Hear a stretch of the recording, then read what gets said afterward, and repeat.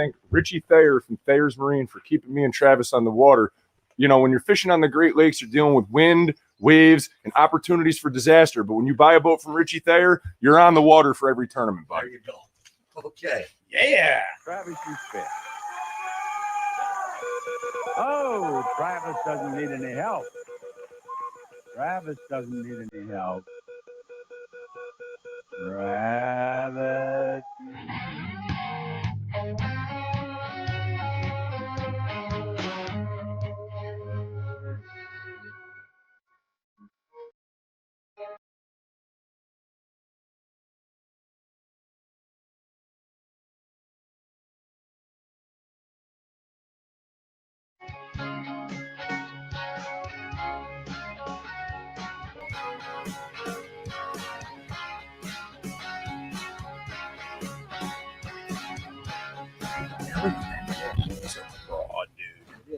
So, student number 5, so we're doing a little burn and stop technique. Big time burn and stop, and they're hitting.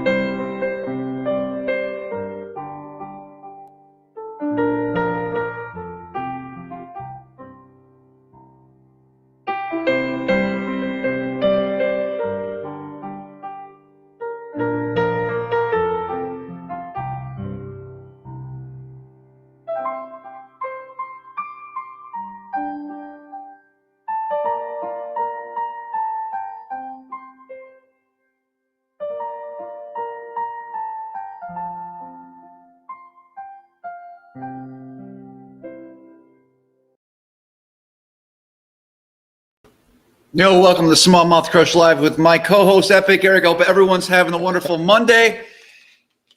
It's gonna be a real quick live, guys. A real quick live. Famous last words. What is that hat you're wearing there, bro? Let me see that thing up close. Is that like a Ron John? What is that? Beast Coast got the straw hat going? I thought it was just sitting up here. I'll go back to the power pole cap. I like the no, rock the Beast Coast. It's a Beast Coast special. Why not, right? Do both. It takes a special someone to wear a hat like that, and I'm not that guy.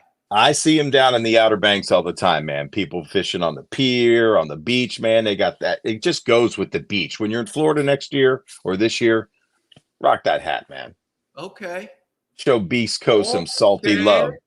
That's right. That's right. Tonight, and one is supposed to arrive right here, but he's still out fishing. I do want to make a public service announcement. PSA, let's go. I guess last Monday. Yeah. I offended JP with what's new, right? You did. I don't know what I said.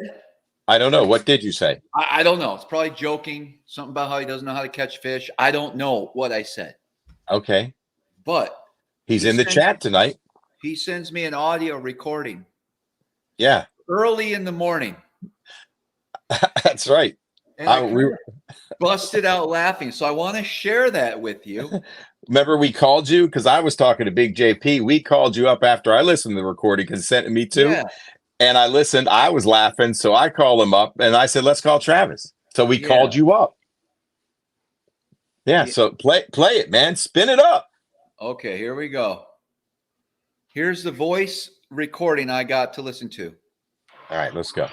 Good morning, Travis, with your cup of joe. You're going to head on down to Lake Ontario and try to get your clients on a big old bass. And the next time you talk bad of me, you're going to see a side of Big JP that's going to scare you out of your avatar real fast. You better call me. It is 5:05. I know you're on your morning drive. I need to talk to you. We need to work things out. There you go. That's an instant classic, man. You were cracking up. Yeah, it was good. And as our conversation went on, it appeared you insulted him again, which was crazy to me. You were all happy. Then it turned south. Just now I insulted him again? No, when we were on the call together. Remember? You don't remember. You were happy. We were laughing. There was good energy. Then all of a sudden we started talking about fishing and the rub was guiding, if you remember. Yeah. So Anyway, you may have some mended fences to mend again. Maybe. We got a lot to talk about tonight. We got Beats Coats in the house to share a brand new product alert right here on Smallmouth Crush Live. So I'm looking forward to Derek to join us shortly. Exciting. Bart Carnwright is also going to be in the house as soon as Bart Carnwright. Here he comes. Welcome, Bart. True name, also known as Brett Carnwright. You can't miss him with them white power poles. No doubt, years, man. He was rocking them this way. Now we finally straightened them out. He straightened them out. Maybe there was some advantage to having them like that. It was like the energy. That's why he was winning, man. It was sucking all the energy in the bass universe in. How about all the crazy drama and news in the bass universe? Lots to talk about. A little bit, teeny bit of that. So okay, that sounds good. For the Toyota series that starts this Thursday. And you are practicing too? Well, I mean, look, everybody's already talking about it in the comments, bro. Are you in? Ready. So are you? You're in. All right. The 14-foot net. Yeah. How many feet is that? It's 32 feet long. Nice. Longer than the boat. I love it, man. So you're taking the dive. Is the wind in your favor? And the weather, I know that's what you watch before you make your decision. Or did you just like make the decision after our conversation last week? I signed up today. Okay, so you waited. And do you like the forecast? Is it going to play to your strengths? Yeah, it's fine. Okay. Well, you always say that, but anyway. Oh, hello there, sir. Hey, did you get the freestyle at all? You know how we talked about freestyle? Did you go out with your day in freestyle after a guide trip or two last week? I did get out this freestyle a little bit. And how did it go? It's when fine. You freestyle? I'm not anything special, but we'll see what happens. Okay. So you're taking the plunge, man. I'm proud of you. Everybody's proud of you. What do you guys think? There's 200 people watching right now, and let's hear it. Are you guys proud of Travis for just entering? He says he's not on anything special. Like just a 12-volt battery. Battery? Yeah, I gotta wake up. Hold on. Our guest arrived and he's interrupting the live stream. We're doing it right here. Yeah. We got battery issues. Brett, what's up? What's going on? I'm too short. I'm tiny. Listen, I got problems. I got one of my lithium trolling motor batteries is dead. All right, let me get you hooked up. I gotta wake it up. All right, we'll wake it up. Eric, if you don't mind, while we go do that, can you tell us what's new at the Bass Lab? And I heard you had an amazing tournament win this week. I'd love to hear about it. We're only going to be 20 feet away, and we can still hear. Is that okay? Okay, that sounds fantastic. I will tell the audience about the recent weekend a tournament that we had. I fished with Captain Scooter Lilly, which you guys know is my team partner. We fished out of Edenton Bay, the NC Bass Challenge Championship, which is a Saturday and Sunday. Just shy of about 100 boats. And man, we didn't go in with any practice. It's been about 4 weeks since Scooter's been on the river. I've bass fished once since my crash with my Forerunner. I did fish some saltwater when I was down on vacation in the Outer Banks, but I did jump in a tournament with my buddy Kevin Zott. I was filling in for Billy Kramer. But so I'm still kind of like getting back into the rhythm of things, right? So, I drive down to Carolina. It's probably a 6.5 hour drive. I talked to Scooter on the way, man. He's been guiding for 30 days straight, so he is flat wore out. He's been chasing big bull reds and a big speckled trout. He has been on the fish. And for anybody that's never fished down there in the Pamlico Sound, look him up. It's Captain Scooter Lilly, CWW Inshore Charters. You'll have a great time, man. He's even hooked a couple tarpon because there are tarpon mixed in with these giant big bull reds. But anyway, get to the point. I talked to him on Friday. He's slick wore out. He doesn't even make it to the hotel. He just goes straight home. I don't even think he rigged anything up. I was pre-rigged and ready to go based on what I thought we'd be fishing. So, here comes the tournament Saturday. For where we wanted to go, there were 3 and 4 footers on the Sound. It was a rough ride to our first starting spot. We went to the lee side.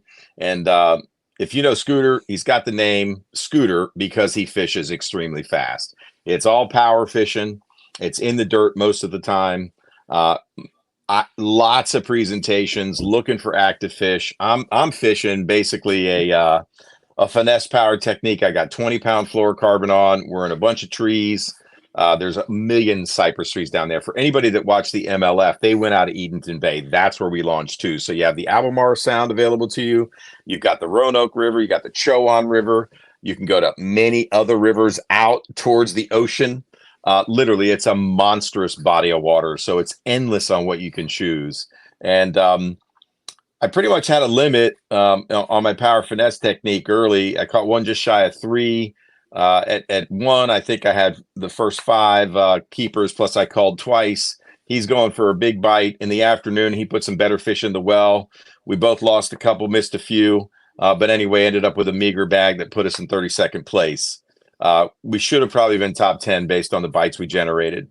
On day 2, they announced that there's a kind of a tournament within the tournament. They're going to give an award. This is the Colby Jones Memorial Award, and it's for the big bag on Sunday and the big fish for both days.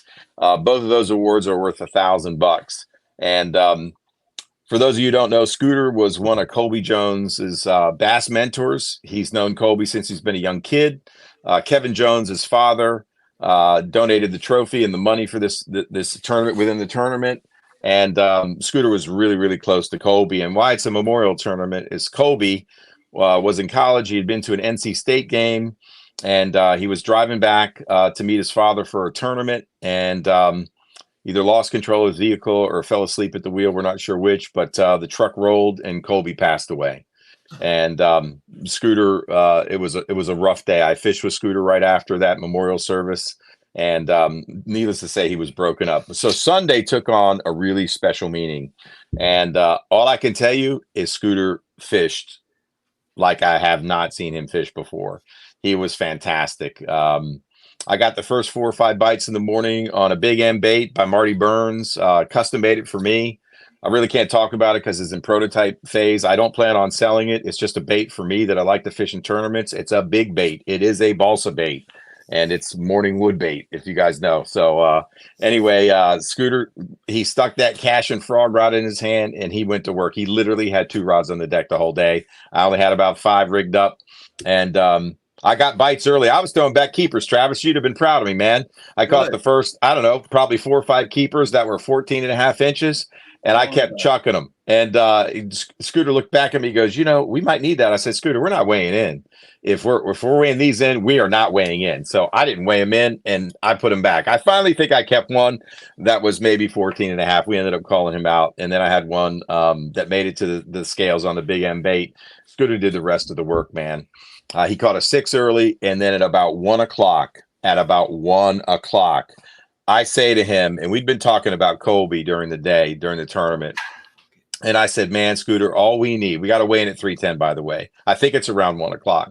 I said, all we need is one of those Roanoke River 9 or 10 pounders. And when the word 9 came out of my mouth, I watched his frog just get trash canned. I mean, it's like somebody dropped a trash can in the water. And when that fish came in the boat, man, I swear, I said, that's a 9. It had the frame of a 9, but it was a summertime fish. When they're on the Roanoke River in the summer in the Albemarle Sound fish, they get really leaned out. There still are some fat ones there, but they're leaned out from the summertime. And that fish had the frame of a 9. And it was a 731. It made it to the scales. We had the big bag of the day, 2062. 731 was the big fish of both days. And we came in 6th place in the tournament. So we top 10'd it, and certainly had the bites to scare the win. So just an amazing day, man. It's really incredible to me that Scooter was really close to Colby. His father was there at the weigh-in. It meant a lot. This was a really, really special win for Scooter. And man, I couldn't be more proud of the way he fished and the way he ran it. I carried day 1, and he just smashed it day 2. So, man, congratulations to Scooter for sure. He's about as stout as they come. And Colby was a special kid, man. So his dad's doing this to keep his memory alive. And I thought it was fantastic. Just happy to, contribute in a small way to the bag. And on day 1 for a 6th place finish, man. So that's the story of our derby, man. It was a really, really, really neat day, man. Very good. Really, really neat day, man. So we make a good team. Congratulations. Thank you very much, man. Yeah, that's number 3 for us this year. We have 2 more championships to go, and I'm looking forward to those. There'll be fall tournaments. They can be a little grindy in September and October down in NC, but one's going to be on Smith Mountain Lake, and the other will be on Kerr Lake, also known as Bugs Island. So that's the Collins, and which we won 2 years ago. That was our big payday, that 32.5 plus some incentive money. And then we've got the Angler's Choice 2-day on Smith Mountain Lake. So I think we'll be able to practice for one, but coming cold for the other. So we might get 1 day of practice for one of those tournaments on a Friday. So generally day 1 of the tournament is practice for us. Yeah. Yeah, but we're able to pull it off sometimes with no practice. So, and we certainly did it down there this time. We make a good team, man. It's a combination of some of my crazy techniques and his power techniques and his decision making and his ability to drive a boat super fast and not wreck us. So it's exciting stuff. That Triton worked nice from Angler's Choice, man, and all the equipment, man. But he kept that cash and frog rod locked in his hand, and I was throwing a bait with 65-pound braid too. It's a big M bait. It's balsa. And this new sticker, which I know a lot of you have seen, but that's the Morning Wood sticker, Darius King. Thank you for the shout out recently and putting it on the front of your boat. Large and small, available at the Bass Lab. Travis, I don't know if you can put the link up, but I would appreciate it. And that's what I got going on. That's the story for the day. That's what my weekend was like. I'm back in the game in a big way. So thank you guys for all the congratulations. I did a story on Instagram. I'll do a post later because I do want to tell the story about Colby, and it's a way to keep his spirit going and keep his name out there in the bass fishing community. He was a young college kid, and I know Scooter wishes he was still here. He's a good kid, man. Help anybody. And his dad is as solid as they come. So you guys are rigging up, obviously, for practice, right? Just a little rigging. All right. What you guys got going? What's it going to be like? What's the prediction? Let's start this for the winning weight. Brett, you go first. Travis, you go second. What's the winning weight for the Toyota? 69 pounds, 12 ounces. Winning weight predictions. How many days is that? 2 days? 3 days? 3 days. 3. Okay. All right. Over 70. 69.12 from Brett. All right. Travis, what you got? I don't know. Whatever 23 pounds a day. I said 20, 70, 69. So 23 a day is 46.69. So Travis is in for 69 too. Yeah. Get the fuck out. 69. 69. Listen, Travis has 7 Beast Coast open water sniper jigs. I do. Right here. There's every rod that you guys can see. Well, there's one over here. They all have a sniper jig rigged on them right now. All right, I'm gonna type that in. Beast Coast Sniper for the win. Nice. Probably gonna win it. Wait, what is that one, or that's just a straight Ned? I don't know. I'm just getting things ready. Anyway, so there was a lot of drama. We'll just touch it, and I want to hear in the comments what you guys think. I don't want to really get into it, but obviously why not? DQing going on with some rookies, and there's been some shady stuff all year with people. Let me know in the comments what you think. The biggest thing that I took from the St. Lawrence event on the Elite Series was, I guess, I think some of the stuff that happened, man, just it didn't really sit well, and I don't think. What do you mean? I don't think it was appropriate, but that's just me. What's your view? And when you reference that, what do you mean? Like, can you be specific, or do you not want to be? What are you talking about? What do you mean? Right, you're talking really. What are you talking about? Well, what part do you think? We don't know. It's for you to tell us. I don't know. All right. I mean, Chris has some history there. Okay, time out. But so if you win a tournament, Robert was leading, I think. If you win a tournament 4 years ago on the spot, yep, and then show up on day 2 when you know the leader is there, right? Is that right? What do you guys think in the comments? So Travis is saying Johnston won tournament on that spot, and then Guy was leading, and then Johnson shows up on day 2, or was it day 3? I don't know. He did go there on day 2, I guess. Yep. At the end of the day. Yep. And then he went there in the morning on day 3, started there. Okay. And so that's the rub. Day 2, but obviously he showed up because he ran by it every day going to the lake. You run by it and he'd see it coming. Right. So he knew who was sitting what I didn't like is he acted like on live like nobody has fished that spot until it was aired on Bassmaster Live 4 years ago. I've caught fish off that spot in 2012. So what you're saying is nobody owns a spot, right? Yes. And I just thought it was unfair. Well, I was here and made it public. No, you didn't. Thousands of anglers have fished that spot over the last 20 plus years, I would imagine. So what we're calling it is a community hole. It's a huge community hole. Okay. I guide there daily. Every day I guide there and catch fish. I guided there for 3 weeks prior to the Toyota Series last year. Right. I gotta go change. Okay. Right. So it's the spots like that are generally called community holes, right?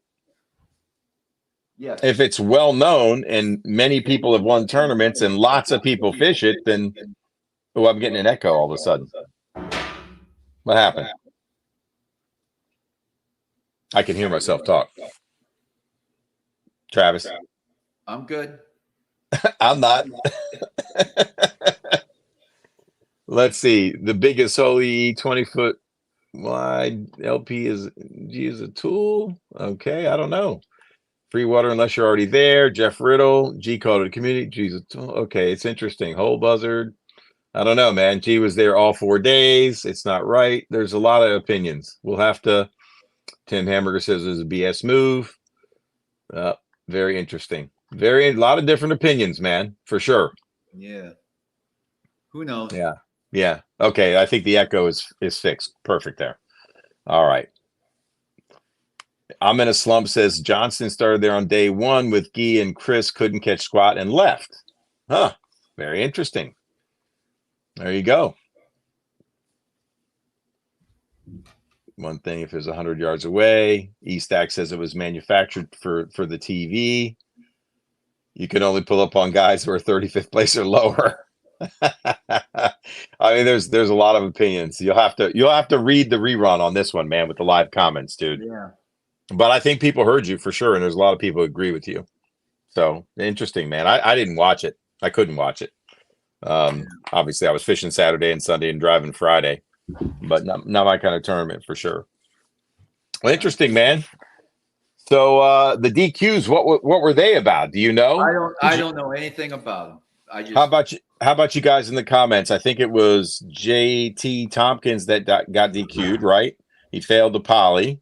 I don't know if he was randomly selected for the poly. Brett, do you know anything about the JT Tompkins DQ? Was he just witnessed me get my head ripped off by that fan? Oh yeah, that almost happened. Was he randomly selected for a polygraph? No idea. Okay. Nobody knows. I doubt it was random. I didn't hear shit. I read shit on fucking Instagram or something that that people knew about it before practice started. That he had been told he was going to be polygraphed before the tournament even started. Oh wow! This even started that he would be selected, I guess. So there were. I have no idea if he got info or if that's sure. No. I just wondered if you know why he got polygraphed in the first place. But if you're saying there was conversation in the fishing community about that he was going to get polyed, then did somebody say something or? Yeah, somebody must have said something to Lisa or the tournament director. Right, because if you witness cheating, you have to report that, right? Isn't that what the Bass rule states? Yeah. Right. Yeah. They're supposed to police themselves. So if any of the other anglers got word that JT was texting or called somebody, and then that if he got any info, which we don't know. He put out a video. I kind of I watched his video. I don't know if I fully watched the whole thing on Instagram. Right, But right. he basically said that he didn't get any info. Right, right. He just failed it because he was maybe tired or whatever Oh. he had going on. Yeah. Okay, bud, we believe you. There's a lot of conversations out. Mike B says Zaldane mentioned it days prior to the event on his podcast. Jim Leckie says someone protested it a week before the tournament. Mullins protested, and that's what Wise Fishing says. And then Dave Stottlemyre says he bought the spot from Travis. Just kidding. Just kidding. David said he's just kidding. Hey, roll call. Anybody new here tonight? That's a random thing to fit in between the controversy. Anybody new in the chat tonight? I'm always curious.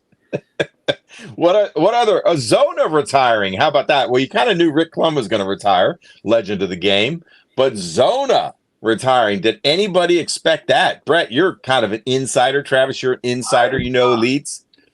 What do you guys? I did not expect that. I didn't see that coming. He's like a part timer anyway. I think he only did like maybe 4 events this year, 5 events. It's very odd. Like, but Zona's definitely the best in the game.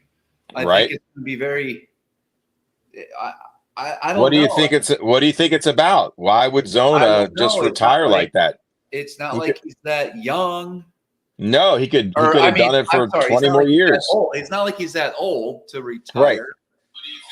Maybe he wants to do something different. Whatever his reasons, good for him. Maybe there's just not a lot to commentate anymore, right? It's just no, he doesn't. It's not. I don't think it has anything to do with that.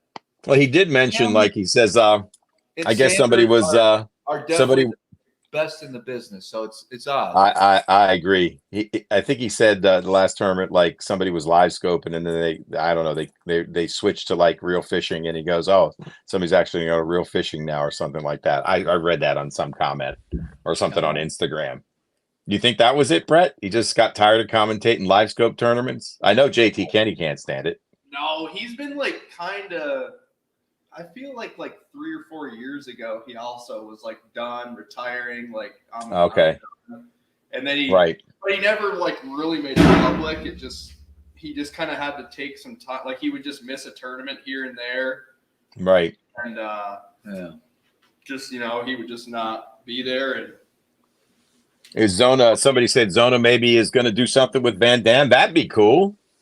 Never. Like what's Van Dam going to do? What's Rick Klum going to do? Interesting. Van Dam's doing his show, but is he? What kind of show is it? Just a show like Zona's show. It's just a 30-minute, okay, 10 episodes, 30 minutes long type of thing. I got you. So they're going to just He's do their already own thing. Been filmed. I think he already filmed them all this year. Did you know I go through over 200 Beast Coast sniper jigs a week? No, for real, bro. I ain't kidding. I didn't even lose one today. Okay, well, yeah, you're not guiding. Yeah. That's crazy. I believe it though. Listen, I typically will lose like in this tournament. I will probably snap off at least 10 every day. Just me. So I could lose possibly 30 of them in 3 days if I make. And in practice, I mean, I don't know how I didn't break me out today. I usually lose at least 4 or 5 a day in practice. Wow. Because you didn't have any current, maybe. Yeah, probably. And I actually fished a drop shot a lot today. There you go. Did you catch drift today? Listen, we're going to bring our guest on as soon as he looks up at the camera down below and acknowledges he's ready. All right. Sounds good, man. I'd like everyone to welcome Eric with Beast Coast Fishing. What's up, guys? Eric's a good friend of the show. How you doing? What's up? An amazing bait designer, amazing bait company, a family man, a true gentleman all around. And a fisherman. And he's my boss. And we'd like to thank Derek for coming on tonight. Welcome, Beast Coast. Welcome, Beast Coast. And he can fish a little bit too, man. Let's just say that. He can catch them when he has time to go out. Yeah, but to be fair, I mean, it's different, right? It's like, I get to go out on an awesome lake and just stare at the screen and you know, I've been working on that element of fishing as much as I didn't used to love it. You know, it's like you kind of have to, especially where I am. So to be fair, when you get to go out and own that lake for 4 hours during the week, you know, the odds are in your favor that you're going to catch a really big one. So there you go, dude, man. It's been fun. I've been on a quest to learn for like a year and a half, you know, 2 years now since I got the scope on the boat. And nice, man. Me and Scooter are going the other way. We're just staying in the dirt, bro, and winning. Dude, if this lake had grass and the fish related more to wood, I'd never leave the bank. You wouldn't? Grass edge. No. Oh my gosh, that's crazy. Yeah, I know. it sucks, you know. We're kind of stuck with it. You're forced to, huh? Dang, that's nuts. Oh man, I'm getting so caught up with these comments already. It's pretty good, man. Just ignore them. Derek, why don't you talk to us a little bit about yourself and your company and a little bit of history, if you could. Tell us about yourself. If you had to give us 5 adjectives to describe Derek at Beast Coast, what would you use? Are you serious right now? You guys really gonna put me on the spot like this? Well, I mean, that's kind of what Travis was. Tell us about yourself, man. I mean, you know. Yeah. Nobody really wants to hear that. Not everybody knows who you are. What's up, guys? I'm Derek. Beast Coast is my business. It's a small business. I feel like I'm in fucking kindergarten. Ask me something real. Come on. First off, Beast Coast is a freaking huge ass company, and you guys are being bought out by Pradco Outdoors. Oh my god. Oh no, really? No, Brett's just being funny. Say it ain't so, man. If you go to Pradco, that's it. You're never coming on again. No, I'm just kidding. I'm just kidding. I know. I'm just kidding. They've got their direction, you know. That I'm just kidding. I'm just kidding. If you sold your company, I'd congratulate you heartily. Just for the record, anyone watching, I have no say in what guests decide to discuss or say. I have nothing. I don't even know what things are coming out of their mouth most of the time. So please don't hold me accountable for anything at this point. That's just a quick disclaimer. What? Travis knows I usually probably like open my mouth too much. I don't know. Oh my gosh. Like, protect yourself, Travis? I'm protecting everybody. All right. Derek, how old are you? That's a good starting question. 38. Oh my Derek, God, here we go. This is crazy. How many are you married? Do you have any kids? What are you doing back there, Brett? Just stirring the pot. He's just stirring the pot. That's what he's doing back there. How's your home buying experience going, Brett? Are you buying a home? Oh, home buying, yeah. Yeah. Are you working on that? We're supposed to hopefully move in like next week or 2 weeks from now. Nice, dude. Good for you. Then you get to be in debt to that thing every week of your life. Yeah. But it's fun. There's something nice about taking care of your stuff, you know? That's right. Congrats, Brett. Your life's about to change because we know it's after our house. Anyway, back to Derek at Beast Coast. What was the genesis for the creation of Beast Coast? I've never heard that part of your story, and I'd like to know. You definitely have, man. I used to work on the brand team for a company that manufactured. This is what you're asking, right? Like how? Why did I do this? Why'd you do Beast Coast? Yeah, no. So I just was. I kind of did what I'm doing now. Mm-hmm. You know, for a big company, and it was time to kind of settle with the wife and figure out life long term. And I was like, I definitely don't want to do this long term, and I definitely don't want to live on Long Island. Yeah. And so, you know, we kind of formed this plan somewhat haphazardly, and I had tinkered in this industry.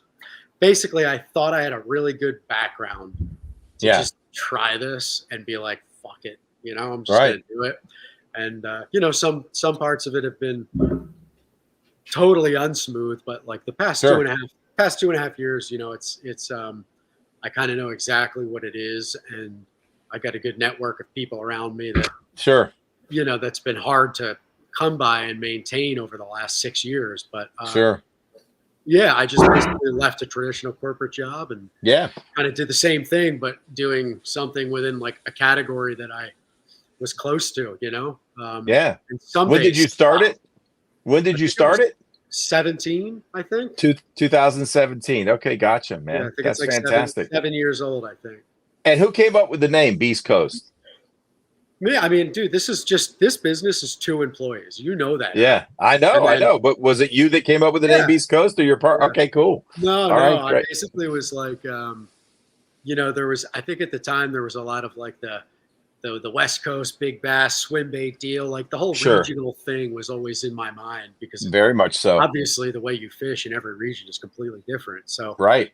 it just was like, you know what? Let's kind of plant a flag right here where we are. And Right. it was a strong name. So No doubt about it, man. Yeah, Let's you do take it. away the B. It's the East Coast, but it's Beast Coast. Let's go. I like it, man. I've always liked the brand. I think the graphics are great, man. Your product descriptions are on point, man. The colors are fantastic. You obviously put a lot of thought into your design, and it shows, man. You've had some real winners for sure. Man, just good work, Thanks, man. dude. No doubt about it. I'm honestly like really excited for the future. I truly, honestly, like you heard me be like, dude, I am not there yet. Every time you guys acknowledge that the business is kind of like feeling like it's going somewhere over the last 10 years, but like I finally feel like, it's stable enough to where I can finally like regularly draw fucking salary and yeah, sure. And most importantly, the thing that's most exciting to me is that the ability to grow the business now. Like, right. Dude, I've been so hamstrung, it's like, so raising money is easy in small increments, and sure. But to buy double my inventory, I mean, that's a lot of money. And so yeah, I finally have just kind of like ridden this wave of up and downs to where I'm like pretty close, I think, to, getting to that good balance between demand and supply from like an inventory planning perspective. Sure. Just from reinvesting in this fucking thing for like 6 years. No doubt, man. No doubt. Cash flow is king. There's no question about it, man. And predicting volume, no doubt. Do you have any supply chain software, or is it more just like by feel and spreadsheet at this point? No, I use spreadsheet, but we have the accounting software it also captures inventory pretty well. That's good. And recently there's a third-party firm that's abroad, and they're just so cheap, and their bookkeeping services are just like phenomenal for this. So I'm pretty much just going to hopefully just source out like all the accounting, sure, like all the bookkeeping, all the financial planning. Like I've got a way. I know the reports I want on a weekly basis. I just I don't ever want to write an invoice again, and I don't ever want to like have to like forecast actively again. I want to like sorry, my mouth is so dry. Oh man, go ahead, go get a beverage. Let's take a moment for a drink break. Travis, what are you rocking today? Anything? No margaritas? I've been on that Cayman Jack again. Okay, what is Cayman Jack? Cayman Jack is just like a margarita mix. Where the heck is that? Okay. Travis, is that seriously what you're drinking? He's on the margarita train. He was doing it in bottles the other night, right? This is a can now, right? So they have 2 different versions. Right. Help yourself to a beverage, bud. No, Tom Nee left some of that Canadian raspberry beer. That's an interesting Chris, twist. Do you guys mind if I respond to these comments? Because like, no, we'd like you to. Engaging with the chat is very good. Yeah. No, so Chris asks a good question that like, so by the way, everybody, like I like to talk about like the industry because people don't understand this industry from the promotional side of things or the small business side of things. Sure. I'm always probably like, I probably open my mouth too much, but the reality is I do think people deserve to hear, yeah, I've got horrible allergies, guys. It's not what you think. Seriously. Well, it is, but it isn't. But anyways, so yeah, he was asking like the pandemic and sales, and the reality is everything is going the right way because I think what the pandemic really affected was sales of the consumer that got into the category because of the pandemic. So there are a lot of brands that hit those people. And in general, that's just not, I never even like thought about my target in that way, Right. But, like, so all those people came into the category and I bet we lost like 60% of them. I don't know, all the big brands and the chain stores would have data on that. But you know, it's I never saw. We've just seen like a steady, which is good because it's really frustrating when the growth goes like this, which is you know, knock on wood, it's a blessing, and I've worked my ass off for it. And I'm not saying that the business is exploding, but it's going in the right direction finally. And you know, when you don't have like the free cash flow to build inventory to support where it could be, it's like fuck. It's really frustrating, you know. And but you know, it's all good. Sorry, I'm looking at these comments. Well, hey, no, you're doing good. You got the main reason you got him on. Go for it, Travis. The main reason why we wanted to bring Derek on tonight was to talk about a new product that has recently been launched, and it is a product that Derek has been working on for quite some time, and we really are excited to bring this to light because we feel personally that the market needed. I'm not talking about that thing. I know, Travis. You shake that worm somewhere else. There you go. What was he holding up? Let's talk about it. It's hard to see in the package. Yeah, we got the Superflies in. Okay, there you go. Yeah, so basically, you know, there's no point in really like sugarcoating it because it's just sorry, man. I'm set up in my living room here, if you can't tell. That's okay. Travis has a package too, don't you, Travis? Did you just show it? Eric, I got it right here. Okay. There you go. Put your hand behind it or something. Yeah. It's hard to see. Okay, that's good. There you Very go. tiny. Derek, why don't you talk about the Superfly? What makes this such a phenomenal little hair jig? So really all we tried to do is make, you know, we wanted to make a phenomenal production hair jig.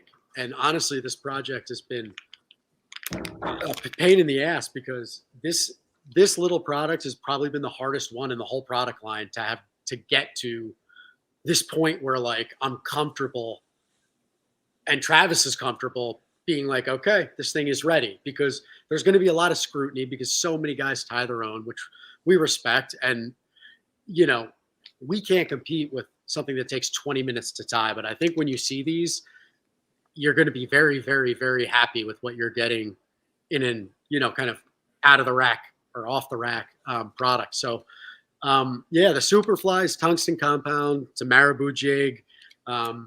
We got some really cool colors on this guy. Hold on. This color I love. This color is going to be a popular one. This is called Bait. Yeah, like a gray, smoke gray. Does it have any crystal flash in it? Looks like there's a little bit. No, okay. There's already, so we've already gotten so many emails about like some like synthetic colors and stuff like that. So yeah.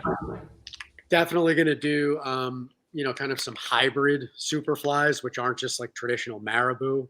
Sure. But yeah, for now, so this thing is tungsten compound. Here, let me actually. What sizes do they come in?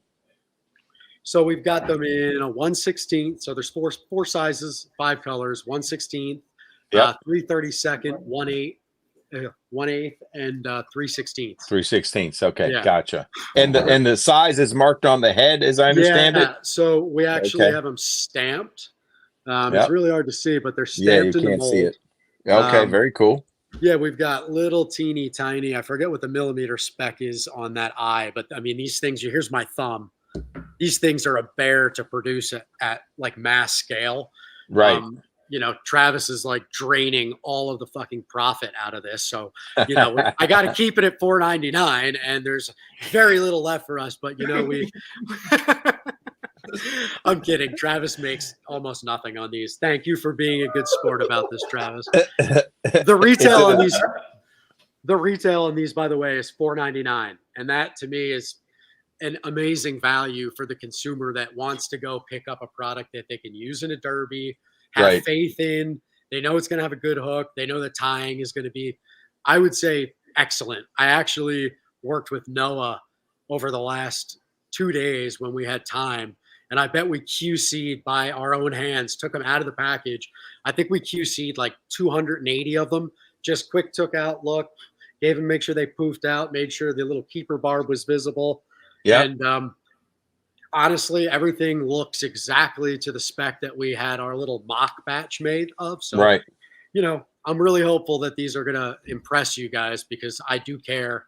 You know, if you don't care in this industry as a small business, then it ain't going to happen. You know, it's like, so Agreed. I genuinely care.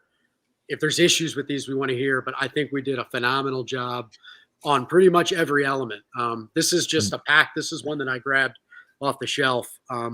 You can see it's pretty darn Poofy.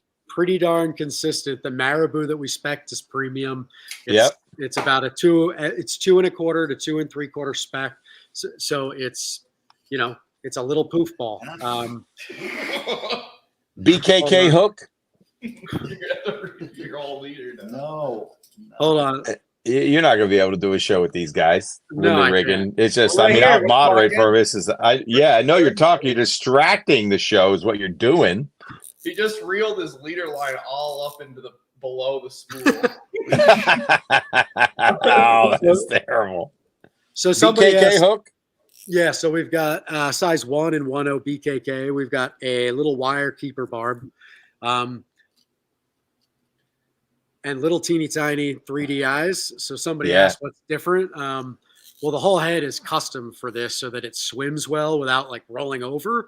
But you can also kind of like fish this slow along the bottom, and you know, just whatever you got to do with the hair jig. But it's a completely custom head, and it's actually got like a really nice.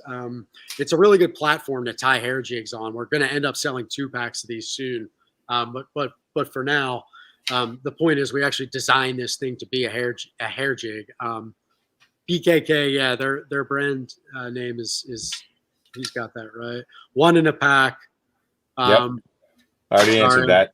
No, I already answered that. I'm watching the comments. You just talk, and I'll call out questions that are important. Yeah. Okay, cool, Eric. You got it? Yeah, I got you, man. I got you. I'm watching the comments. You just keep talking about the product. People have asked what's different about it. Yeah.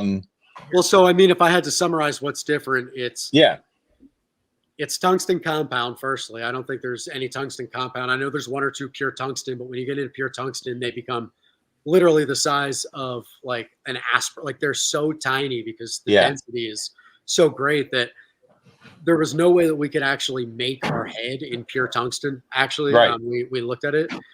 So we went with compound, which I love as a material, but tungsten compound, we actually designed the head, to be a versatile hair jig head. Yeah. It's got a premium hook at a $4.99 price point and really good overall quality tying and Marabou selection. So, you know, I think overall, as we try and do with all our stuff, is all these little elements combine to provide like an awesome product at what I think is a pretty fair value compared to what you see in the marketplace. So, was that one of the reasons people are asking why you came up with a hair jig? Was it for the value price, to offer value price hair jig out there in the market? Because there's a lot of hair jigs available. I mean, you can buy them from different places, right? There's some bigger manufacturers that have hand tied ones out there too. Yeah. But why Beast Coast? Why now?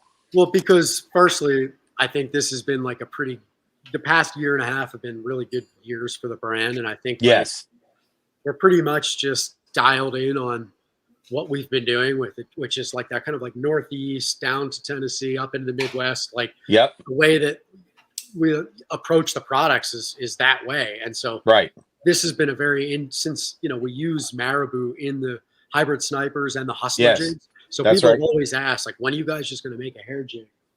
Gotcha. So it's customer demand. It's been like there was an opening in the market. Years, and honestly, there's not many. There's a couple good production options, but by no means are there a ton. And again, from a purely what's different standpoint is I mean, Derek, everything. This is the size of the head. Those are both a 3/32, I think. The one on the top is the hair jig that I normally throw. Right, just a custom hand-tied one versus yours below it. Like you can see the head size difference. It's literally half the size. Okay, is that a plus? Some of that is because we put some of the material along the actual shank, and they're kind of we serrated the edge. It's more of like an etch, just so that it holds the hair nicely for when the factory ties the knots. But it also keeps material along that, so it doesn't just dive straight down. It kind of, it's a subtle thing when you're fishing one of them, and you don't necessarily want like a ball of tungsten that just wants to head straight down as soon as they're slack line, as light as they are. I gotcha. So there's a couple reasons for that, but yeah, overall, I think the profile was something that concerned me. Like, I hated the idea of like a head that was this big, and once you get those hair jigs wet, that hair, as much as you want to tie, it still shrivels up to, I mean, it looks like nothing, and it always just, some of them just look funky to me. And whether or not the fish know or care, I mean, they get a lot of them thrown at them, I'm not sure, but like, I wanted to change that aesthetically, and it also just so happened that functionally it was good to like put that material on the hook, as a tying platform. So right, it worked out nicely. Nice. So pinhook fishing, you guys need a booth at the Classic. I wanted to go to the Classic last year, and when I reached out regarding like the advertised rates, they essentially were like, "Oh no, it's actually $5,000 for a 10x10 booth." And I was like, "Oh, well, that's not really like what's advertised." And, what's advertised? Not that. I think it's like 7,800. Yeah. And wow. The way they do it, I think, is they give preference to repeat, which I totally understand and respect. But sure, just look, man, they got the best expo in the business, and it felt a little strange to me that like I couldn't just buy a booth at the price that they advertise. Yeah, but anyways, let's not go there. I want to be at the Classic, and I apologize if I offended anybody at Bass in any way, but I didn't like the process. So if it's not $5,000 for me to get into the Classic, we'll definitely be at the Classic. But if it costs $5,000 for a 10-foot booth, I'd allocate that to 3 other trade shows, regionally, and just come talk to the guys that I know are throwing our baits. Like that's, which is unfortunate because I want to go to the Classic, but I can't spend $5,000. I just can't. I know what I can do with that. Right. Oh yeah. You got to spend it responsibly. Go, so we'll see. Awesome. We'll see. What else you got cooking at Beast Coast? So yeah, the hair jigs are exciting. Where can people buy them? I think people have asked that question, so they want to know. Yeah. So just so everybody knows, the retailers seem to be really freaking stoked about this, actually. So I think like whatever we allocated to the site, so there's stock on site as of 7:30 tonight. That's when Travis. Yes, Travis. Sorry, can you update, take off the Bass Lab, everything, and put on Beast Coast's website so that people can go and buy the jig? So I'll type it in. It's just beastcoast.com, right, Derek? Beastcoastfishing.com. Beastcoastfishing.com, everybody, is where you get them tonight, right? Yeah, so the stock that was allocated to the website went live. Went live about an hour and 20 minutes ago. So I can't imagine that have sold out. But we waited for this live. That's awesome. To add the stock to the website, and so the retailers, I completely got sidetracked there. Retailers are going to have these really soon. The Omnia guys, the Tackle Warehouse crew. Let's see. Our Canadian distributor, he's got a whole bunch heading up there. Right. Doc's Tackle, they're, I believe, Finger Lakes region. Nice. Let's see. I think there's a couple of other, I think Fisherman Central in Ohio, I believe they wanted Thorn Brothers out in Minnesota. Okay. So there's a lot of really awesome bass shops that honestly, I think every single unit of the stock that we just got in is allocated, which is crazy. I mean, that's we didn't bring in a ton, but it was, I think, 5,700 units. That's great, man. I'm pretty sure that's done. So fortunately, anywhere in Canada. Somebody asked, anywhere can I buy them in Canada? Are you carried anywhere in Canada? Yeah. So our Canadian distributor is actually, I think, I don't know how big the market is up there, but I really like working with them. They're Tackle One, and his name is Theo. And I think he's just like an independent business. Maybe as an employee, but he brings a lot of our good stuff up to Canada. I think the CanadianTackleStore.com. Okay, cool. Very cool. And then I think there's one or two of your pretty name. I think I'm not sure if it's Pro J, but there's another pretty big. I think one or two of your pretty well-known pro shops in Canada that all you bass guys go to. We'll have them. They'll carry some stuff. It's not a huge assortment, but all these shipments are literally going to leave tomorrow and the next day. So I would anticipate these showing up at retailers probably in about like 7 to 10 days. And some of them are already set up with images, so it's possible you'll literally see stock on some of these retailers. Like Omni and Tackle Warehouse might have their stock live, by Friday possibly. They said black is sold out. Is that true? I have no idea. Can't be, right? Well, if you're seeing it sold out, it's sold out, right? Well, I'm not looking. So hold on. Yeah, I mean, Derek's going to tell you. Well, again, we couldn't. I couldn't allocate a ton to the site just because got to watch out for our retailers. Yeah, right. It's sold out. It's confirmed. Hold on. I'm gonna just log into the back end here and probably fuck the Right. whole site up. What sizes are sold out, Sean? No black. Gino said no black. I'm about to be able to see you. Okay. Because there is some Get black. you guys hooked up. Come on. Have you ever had these before? No, I don't drink. These are fucking good. All right, so for the I'm guys, telling you guys, this is the first time I've ever had these. I've never even seen these before, but do not sleep on this. What's it called? What is it I don't know, called? it's just Labatt Blue Light, but it's raspberry lemon. Travis says Tom Nee left him here. Labatt Blue Raspberry Light. No, raspberry lemon. Lemon. Labatt Blue Light, raspberry lemon, but I Okay. drink Labatt Blue. This is they come up with they have all these different ones like citrus or whatever that they come out with every year. But these ones, all right. J Rod says the 1/8 and 3/16 black are gone. So you should check again. The site's going to refresh in about 30 seconds, unless I completely mess something up here, which is possible. You just reloaded it with some more. Yeah, I think I did. All right, guys, get your fingers ready. Reload, refresh. You'll get a chance to buy some 3/16 and Ace Black. But again, guys, remember People step on my rods every day. our dealers are going to our dealers are definitely going to have ample stock. They were excited about these, and When are they arriving at dealers, do you think? probably this Friday. Okay, cool. Back in Friday. stock. Friday through Monday. All right. So yeah, you're getting some yeses and people are happy. They're back in stock, Derek. Good job. It worked. Nice. Nice, man. So Z-Man makes a little excuse me, not Z-Man.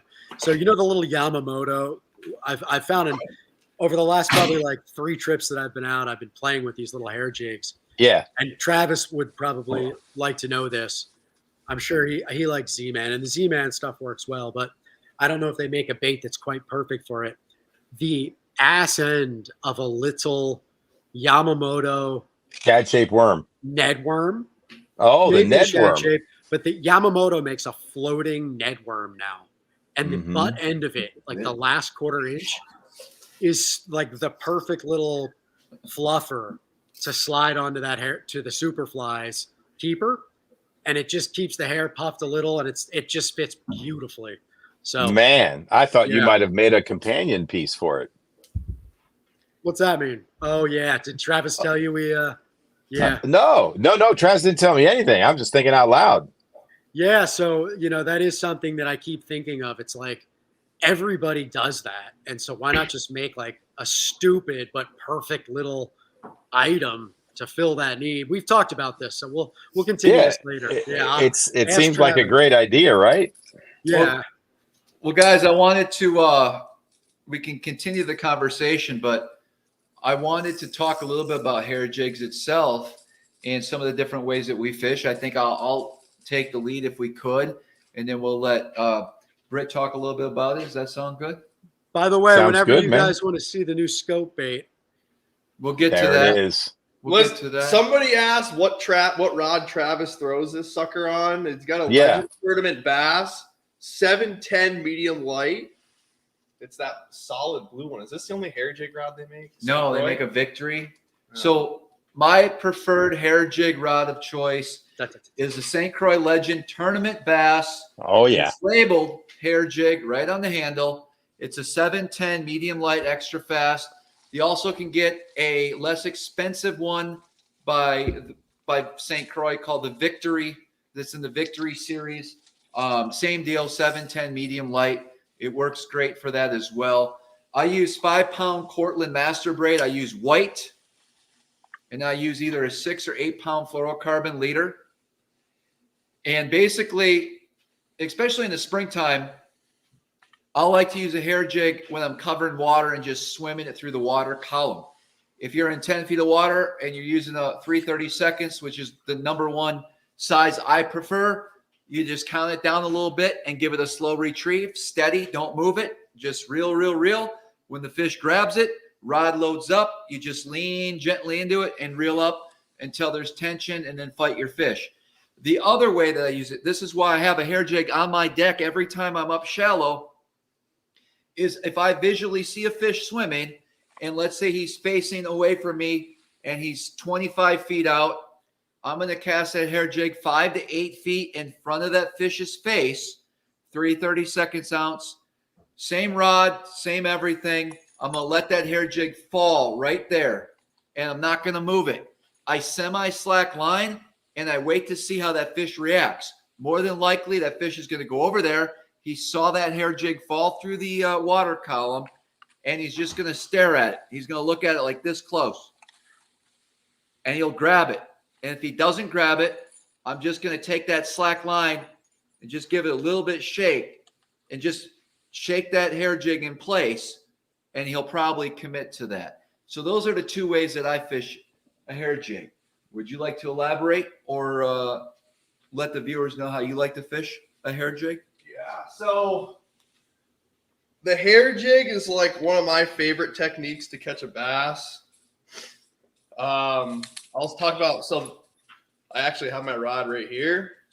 So this rod, I just started using it this year for the hair jig. I used to use a Mega Bass Arachi 611 whip snake, which is like their drop shot rod. This year I've got a Mega Bass Destroyer. It's called the Flysa. It's a 7.6. It's just like an ultralight rod. It's designed just for a hair jig. And I use a Daiwa Certate 2500 reel. I'm not sponsored by any of these guys. And I use 5-pound braid, just like Travis, but I've got green. This is just original Power Pro. And I always use a 6-pound. I'm using Seagar Tatsu. I always throw the hair jig on 6. I've got a really long leader. I always put a little piece of this new Beast Coast one. I don't know if I'll be able to, maybe like the 4-inch max scent, but I throw a max scent, either a 4 or a 5-inch Senko on the back, and I cut it. It gives it a little bit of meat back there so you can throw it far, and it gives it a little bit of volume when you're reeling it through the water. And scent. Yeah, in the scent. It'll get for those guys that are, because they'll follow a hair jig, they'll track it for a distance most of the time, so they'll get right behind it and nose on it. So I feel like that max scent Senko on the back is the deal. I do three different ways to catch fish on a hair jig. One of them, I'm fishing up shallow, like less than 10 foot of water, typically like 3 to 6 foot of water, up shallow on flats like sand or rock deals. Making a really long cast, just steady retrieve it back. It probably sits, 2 to 3 feet below the surface whenever you're reeling it in. I always throw a 3/32 ounce hair jig also. The other technique, which I discovered, a handful of years ago, is bed fishing. So when you're fishing for smallmouth and they will not bite on the bed, you can flip that hair jig down and just let it coast down to the bed, and they'll just suck it up like, I don't even know, it's just crack cocaine to them. And pull that trick out every once in a while if I have to. And then this year, I actually just started doing this where I go out deep, like 30 foot of water on rock piles. And if they're not, because the dang things are not eating anymore, like on Lake Ontario, like they used to. So if I find a school that is not active, I'll actually just flip that hair jig out on the 3/32 ounce one and let it float down to the bottom. And it takes like, I don't know, it feels Forever. like 30 seconds or a minute for it to sink. But as it's sinking down, them suckers will swim right up and eat it. Well, like 10 feet above their heads. It's pretty awesome. But that's the other way that I've been doing it this year, fishing a hair jig. That's kind of the only, I mean, that's really all you can do with it. Actually, I've been throwing it in thick grass. I've been flipping a hair jig lately. Flipping a hair jig in thick grass. I'm throwing that in brush piles down in Texas. Hey, there is one Nice. other way to fish a hair jig, but we're gonna save that for a PHYXTV show. I like it. Nice. Very good. Quick master class on hair jigs. As you see mine, I just use the just a flatworm and put the chunk on the back of it. Is that on the East Coast one? Yeah. Oh, so yeah, it fits pretty good. Oh yeah. Yeah. This is ready. Very for the nice. viewers. Ready for action. Like I'm ready. I like it. What are you drinking there, Derek? Seltzer. Ah, big bottle. Mm-hmm.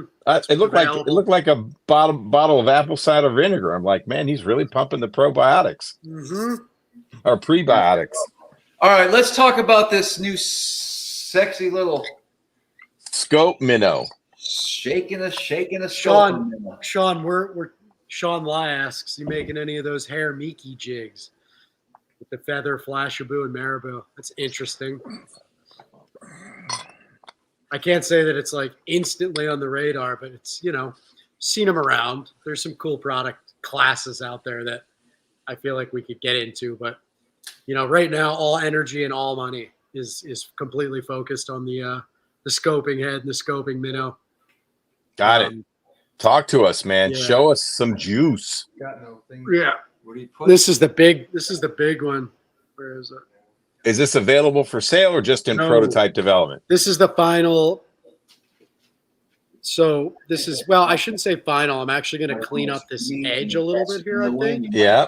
But Yep. so this is this is a 6.75. Okay. I don't know if you guys can see Oh, this this- well.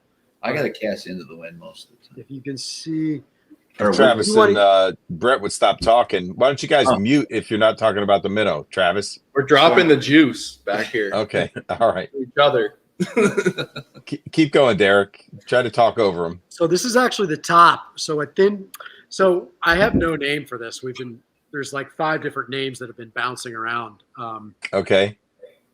It's a tough one to name because there's certain words you can't use. Sure. Even though anyways, it's a tough product to name. So I don't know what the name's going to be, but yeah, the product itself is here. I've got all 3 sizes actually. Show us. I shall. There's your 6.75. All right. And there is I'm just coming up with names here in my head. Nice, Brett. there's the 5.25. They're rated XXX. Okay. There you go. Let's So, see yeah, the that's- smallest one you got, bud. And then here's the little 3.75. And it looks, That's the only one you care about. Yeah. yeah, this thing right here is, I honestly, so you can take a look at this, and that's the most important single element right there. Well, there's 2 equally important elements that I learned. So there was actually 2 other prototypes of this bait. The first one was an interesting, kind of crazy concept that I just wanted to test, and it was a good gliding bait, but Is that the one I had? Yeah, Brett actually, I essentially did the opposite of what I did with this because I wanted to see like what it would do with like a certain retrieve, and it didn't quite do that. Yeah, Brett, that was the one with the Yeah, I had the original. I guess that's the original prototype. That's the original. That one didn't work.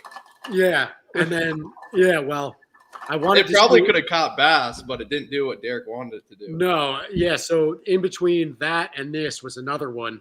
But So you're talking about a lot of ambiguous stuff. So I'm guessing you're trying to create a minnow that when you retrieve it, you don't have to shake it or what? Well, basically, so the deal with this minnow is it's got a lot of roll, and you don't necessarily need to use a range roll or any of the rolling heads that are starting to roll out.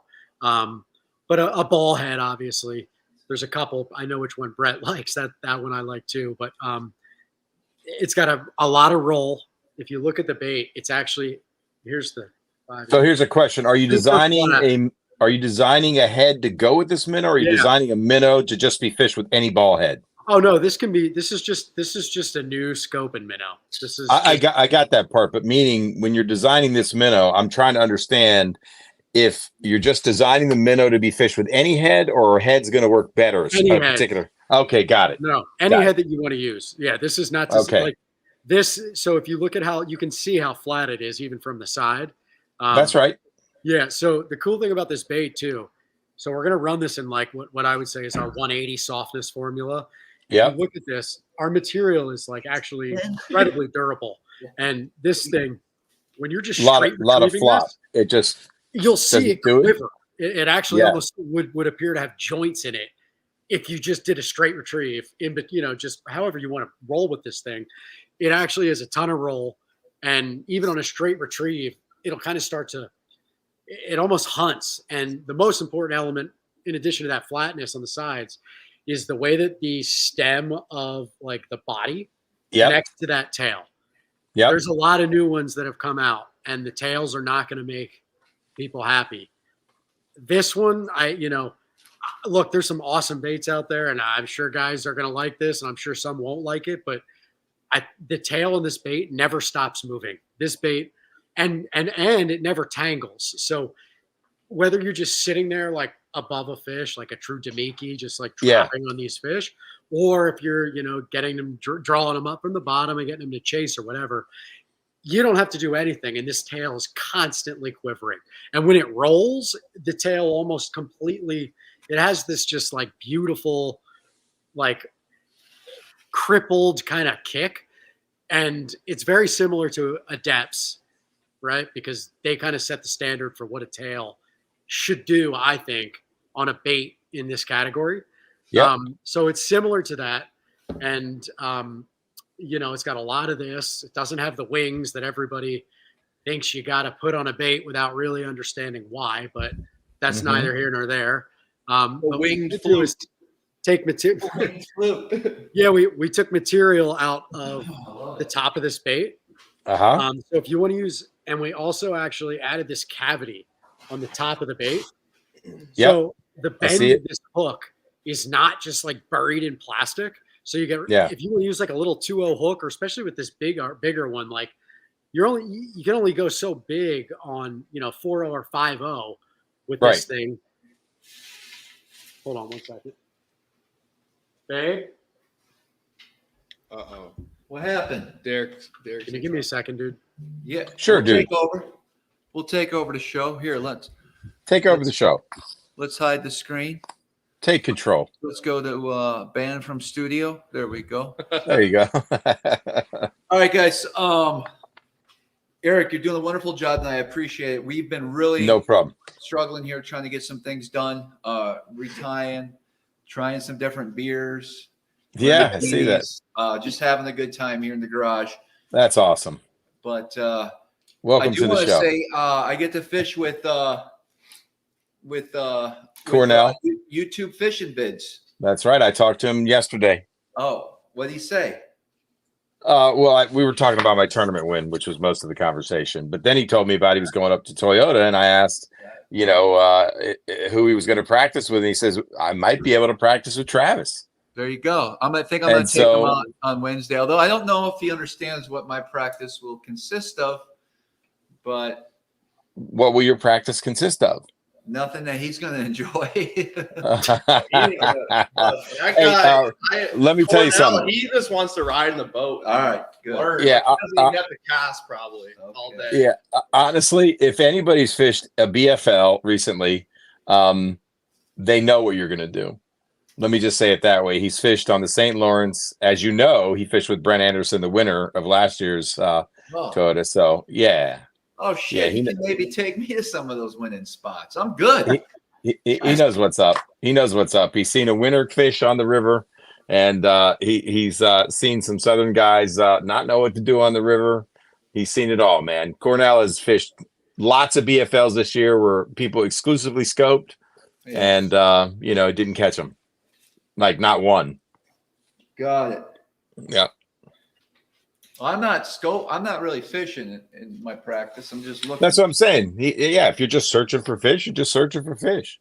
So, Shallow? No. Right? I don't know what I'm going to do. I'm struggling out there, to be honest. Freestyle with them, man. Try to catch a few, at least for an hour. Why don't you spend your day freestyle and see if you can put a bag together? Shake them off. I will tell you this. Cut the hooks off. I will tell you this. Clip a hook off a Beast Coast hair jig and throw it up shallow. And I can promise you I will have every size Beast Coast open water sniper jig tied on. Yeah, we know that. Ones tied on. You got that. You got 7 rods right now rigged up with them. Yes. Brett announced that at the beginning of the show. Probably has more. I do have more. There's some in the boat. Right. Yeah. Oh, there definitely is. Look at his rod locker. There's like 50 rods. So I have a quarter ounce. Brett, did you get your package, by the way? We'll figure it out. Ask Travis to check his mail. Brett, did you get your package? Got mine. Thank you. Oh, good. Here too. No, it didn't. Yeah, I did. Uh-oh. Here it goes. Bro, I thought those were all mine. No. It says no. My label is Brett Cartwright, or mine says your name and my name on the same box. Mother. You guys, there's 2 Oh, we what the go. hell, dude? I already broke into this box and I was like, oh, Derek's starting to get really cool. He wants me to start throwing a lot of different baits like swim jigs and things like that so I can go promote his company. And I was like, that's very nice of him to just send me a bunch of white swim jigs I've been asking for 2 years. I sent you so many at the beginning of the year. Are you kidding me? Look on your fucking wall. This is Oh my Derek. gosh. This is Beast Coast best bait right here, and everybody's sleeping on it. The Gorilla Swim Jig. We sell a lot of those, dude. I'm excited. That thing is going to go wild next year, I think. Yeah, I looked at this box and I was like, dang, Travis got so many freaking dang sniper jigs. Right Travis here. got his own box like a day ago. They're mine. Did you? How much did you I I love didn't take any except one hair jig. There's a lot of I got black and blue and white swim jigs. I was all excited. I was like, man, Derek hooking me up. You don't throw swim jigs, bro. I know. I sent him little magnums, gorilla swim jigs, working man He swim doesn't. jigs. I know. He doesn't throw any of that. No, they're in some plastic storage bin, like deep in the recesses. They'll be in the auction later this year. Don't worry. Mhm. It'll go to good throwing use. this on the bro Tomac. Mhm. You better be ready with some swim jigs on the bro Tomac, bro. Let me just tell you something. That's a swim jig river right there, if there ever was one. No doubt about it. Wow. No doubt about it. Wow. I think we dang. Let's see. Did we sell? Where out of were those? we at before Derek had to peace out for a second? What were we talking about? I was talking about that scope minnow, but oh yeah. Did you see some names? There's a lot of names there, man. Winter Minnow, Range Roller, Beastie Bait, Dandy Randy, Twerk Minnow, Blockett's Envy, Blockett's Blaster, Blockett Rocket, Blockett's Bane, Rave Minnow, Dances Techno, Soft Twerk Bait. I already said Winter Minnow. Yeah, man, there's a lot. Mothman Minnow. Randy Blockett special.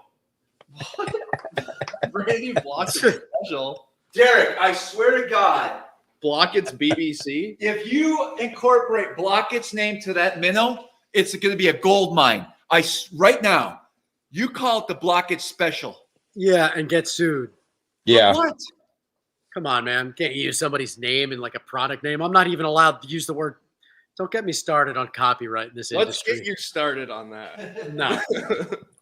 Hey, what is the guy? Is it Randy? What is the Randy Blockett. No, but there's a fake account that people like mock him or whatever. It's like it's not. I want to keep the name serious though. Like I agree with you, but like this product, I think is gonna like people are gonna. This bait is gonna be good, and I think I don't know. I want to keep the name. kind of more down the middle as far as what this thing's supposed to do, you know? Right. So when's it going to be arriving? Is this the I'm final literally- prototype? You're settled Yeah. on it? You like it? I love it. I normally I would send it to at least a couple of the guys, but I knew I've spent like a year and a half playing around with this since we kind of probably talked a year and a half ago. Right. And I've thrown like everything and kind of fiddled and fondled baits and which is why I went crazy on the first prototype, because I wanted to see if there was a way to do things completely different and get kind of a similar vibe. But no, this is this does what guys are going to want this to do as far as using it as a scoping bait. So what was your original question? Actually, I'm getting tired. My original question was, when will it be available for sale? Oh yeah, in like 2 months probably. Okay, gotcha. So so around. then you had asked, is this the final prototype? Do you like it? Yes. That was my long lead into ultimately. That's right. I really like it. I like it a lot. How many colors are you planning to release when you first release it? This is going to be probably 8 colors initially. So all sizes? All 3 sizes, 8 colors. How many to a pack? That I haven't figured out yet, but probably I like to line price things like between $4.99 and $5.99 for plastics like this. So for how many baits do you think? Somewhere between, like, for the larger, that's 6.75, probably like 4 baits, and that smaller one probably 8. 8 baits for $4.99 to $5.99. That's going to be a category killer, man. Right now, people are paying $11.99 for the one that is the rage of the community. Yep. I paid $20 on eBay for about. I paid $20 for. I bought $1,000 worth of them. So how many packs is that? 50?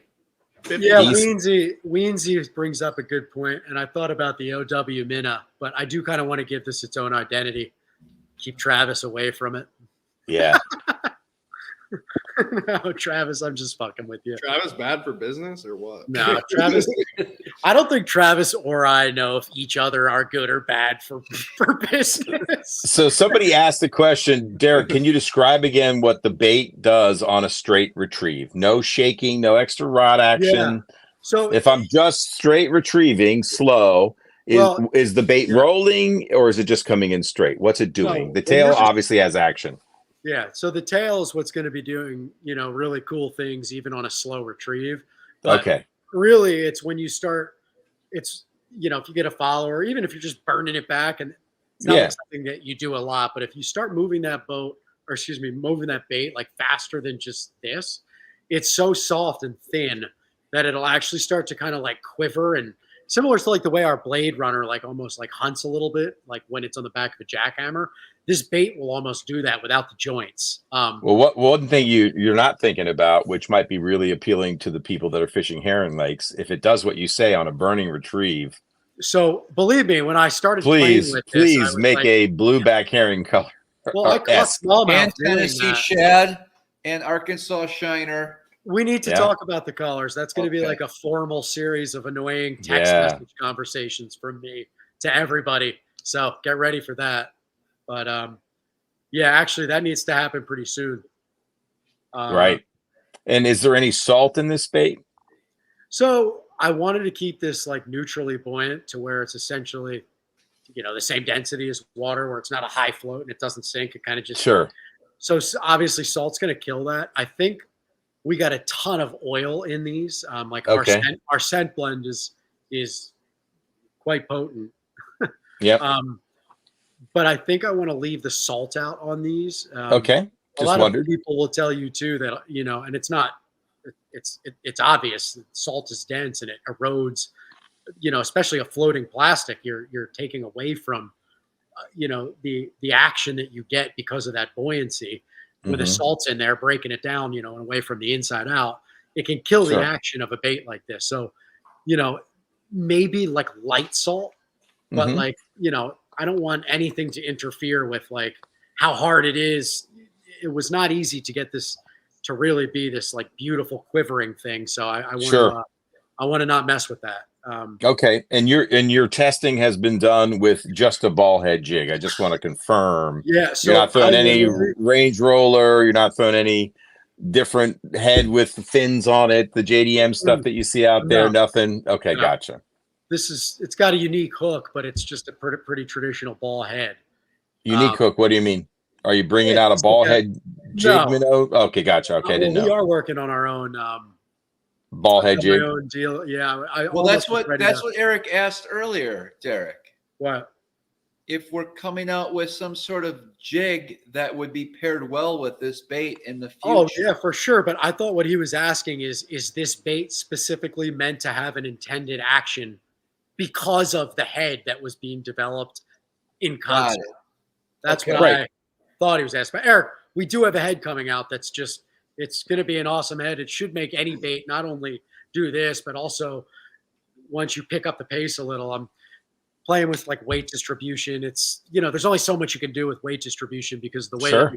I want to make it out of lead because, you know, the price point just, I want to keep the price point down and the Sure. pack quantity up. Like I want value for this. And the Sure. reality is, man, I've played with the scope enough in the last 2 years, and I was watching a 1A Superfly descend in 28 feet of water the other day, like Mm-hmm. close to 35 feet out. Like the tungsten thing to me, and this is coming from somebody like we could easily make a tungsten version of this. Like we could make a beautiful tungsten product, but like, Sure. I don't think it's overly necessary. Like if maybe we come out with like a 1/16 ounce size or like something where like maybe that like density is really important. Like, Sure. but you know, for this, it's going to be lead or tungsten compound. I guess we could make it in tungsten compound, which is a little harder than lead. But Sure. there's debate over the reed there, to be honest. Right. But yeah, it's going to be lead, and we do have a head coming, and it's literally in the process of being drawn right now. So 3D, Okay. So when will that hit the market? well, the whole process is quick for that. So I mean, technically that could be 60 days too, but that's going to be more Okay. of a financial thing. 'Cause Sure. between like the Superflies, like there's a whole new production batch that's going to have to be bought and paid for, Sure. and then the scope minnow, that's 24 SKUs, you know, all 3 sizes, 8 colors. Yeah. Plus I got 3 molds to build because, you know, the way that Oh yeah. it gate them like lead, like even with tungsten, you know, sometimes you can Yeah. basically fit multiple, you know, configurations in a mold. But How many cavities are your molds? the plastic ones or the lead? Yeah. Plastic Plastic. ones, I think they're 30 cavities. The Man, delights those are like, expensive, dude. the lights are like 26. Those And are the flavor- expensive. Yeah, Oh well, my I mean, gosh. fortunately, going abroad is Helps you. a lifesaver. You know what I Yeah. mean? Right. Right. And it's terrible, but you know, believe me, I did my due diligence here in the States, and that was my first desire was to be like, yeah, like we're going to do it here. It's like everything about the business has changed, you know, in the first 2 years, from the first 0 to 2 years, like everything got different. And I finally was like, all right, this is what I'm doing. This is what Yep. this is. And that went all the way down to the manufacturing, you know, which was, Sure. I care only about how can I make the best product and not get any pushback from, oh, this might do this. And I mean, the reality is, if you look at mold building here in the States, it's come a long way, but that's only because of a lot of these third-party design companies that now exist to Sure. facilitate concept to mold, which is awesome. Yeah. I love these Yeah. companies. They do cool things for entrepreneurs that just don't want to go abroad or aren't Yeah. good at kind of voicing the creative element, you know, to like Yeah. arrive at a product. But yeah, for me, like all I needed was somebody to fucking make the molds, right? Like I knew how to manufacture. Like Yeah. I had a little bit of a background in that part of it. That's And cool. then you know, the artistic and branding part I had just, That's your you jam. know, that's what I enjoy about this. I hate Yeah. I hate to say it, dude, but like I literally cannot stand the like Administrivia. marketing. It's the administrative thing, but it's also like the marketing, like the Mhm. way that this industry ticks from the way that the consumer views it to the way that it works from the inside is Yeah. completely different from what I think a lot of people would ever guess. And Yeah. maybe they know that it is what it is, but you know, like I really just enjoy the product and the physical marketing, meaning the branding stuff, Yeah, the brand building, the website, the packaging, the product design, but like the actual, like, you know, figuring out deals and the whole pros, like I have to do it, but like, you know, it's not something I enjoy. Like, no offense, Travis and Brett. It's just like that's just like not what I like to do. I like talking to cool people. You know what I mean? Like those two I love. And all the guys that like I work with, I enjoy. Yeah. That's kind of like a prerequisite, you know? And for sure. Because like in general, like it's like I live with my wife and daughter up on a hill in the woods. We moved away from like I don't need to be around people. Like, you know what I mean? Like I used to talk to people all day at my old job for 10 hours. Like, you know, like I just want to do my thing that I enjoy. Yeah. But anyways, I digress. Do you run the social media there? Yeah, I mean sometimes like Noah has credentials and but for the most part, like the stuff that gets posted is me. Right. So you got a busy job, man. That's good stuff, man. It's exciting. Listen, I can't speak more highly of Beast Coast and what they do and what they represent and the baits that are coming out and how effective they are at catching fish. Appreciate it, dude. Dude, I'm telling you, like that sniper jig, you guys all know I keep talking about it. I don't care. You don't even need to talk about it, man. We're in like back order for it. Okay. I know. I should have never said anything about that jig.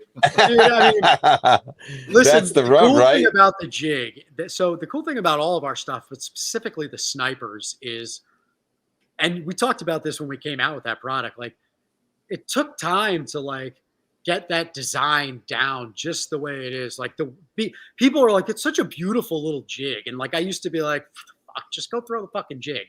But I've actually come to appreciate. Like, I think we did do a really. And this is not me patting myself on the back. I think collectively, like Travis's feedback, the guys I run stuff by here locally, like the factory, like, you know, what we can offer for $3.99 on that L metal sniper and for $5.49 to $6.49 on the tungsten compound version, full package from product to packaging. Like, you know, like we pretty damn good. Yeah, it's like that thing pretty was damn good. As soon as we released that, I was like, Travis, this is going to take like 2 years. So just bear with me. We're not going to sell that many the first 2 years because like I don't have anybody like Brett and, you know, a bunch of the other dudes that are out there being public about the fact that they're using our stuff and are actually good anglers. They don't rely on sponsors for money to fuel their career. Like, you know, no pressure, Brett, but like, you know, it's nice to have dudes that are like, people know are good regionally. That's right. Like, come on, like this thing is sick. I've been using it. And no that's doubt. Just all it takes to kind of like tip. And like, that's I told right. Travis, like I'm not, if it took 2.5 years since the sniper jig's released, but like finally now we've got a lot of retailers that are finally like on board with this thing. Our new retailer base has been awesome. Like we just got into, there's several really great accounts. Shields out in Minnesota, Eden Prairie location, and we might. Who sells for you, man? What'd you say? Who sells for you, like to your retailers? Are you with like you're the sales guy, the social media guy, the product designer, the marketing guy? All of it, dude. So really, that's just crazy, man. Are you ever going to expand and hire some staff to like really grow and hyper grow this thing and take it global, man? Well, so the answer is, I think next year is going to be your breakout year. Well, but are you going to add to the team? Meaning you've only got so much time. You're a father, you're a business owner. You know, you'd like to have some free time to fish. I mean, you know, your circle of control and your circle of influence, it starts to creep down real fast, man. I mean, you could scale this thing mega, and the window to do it kind of compresses because there's going to be copycats out there, right? Everybody's going to gun for you. Look, man, I agree with that. Like, so somebody just said, did Michael Neal actually win the BPT on the sniper? I don't know. I don't know if he did.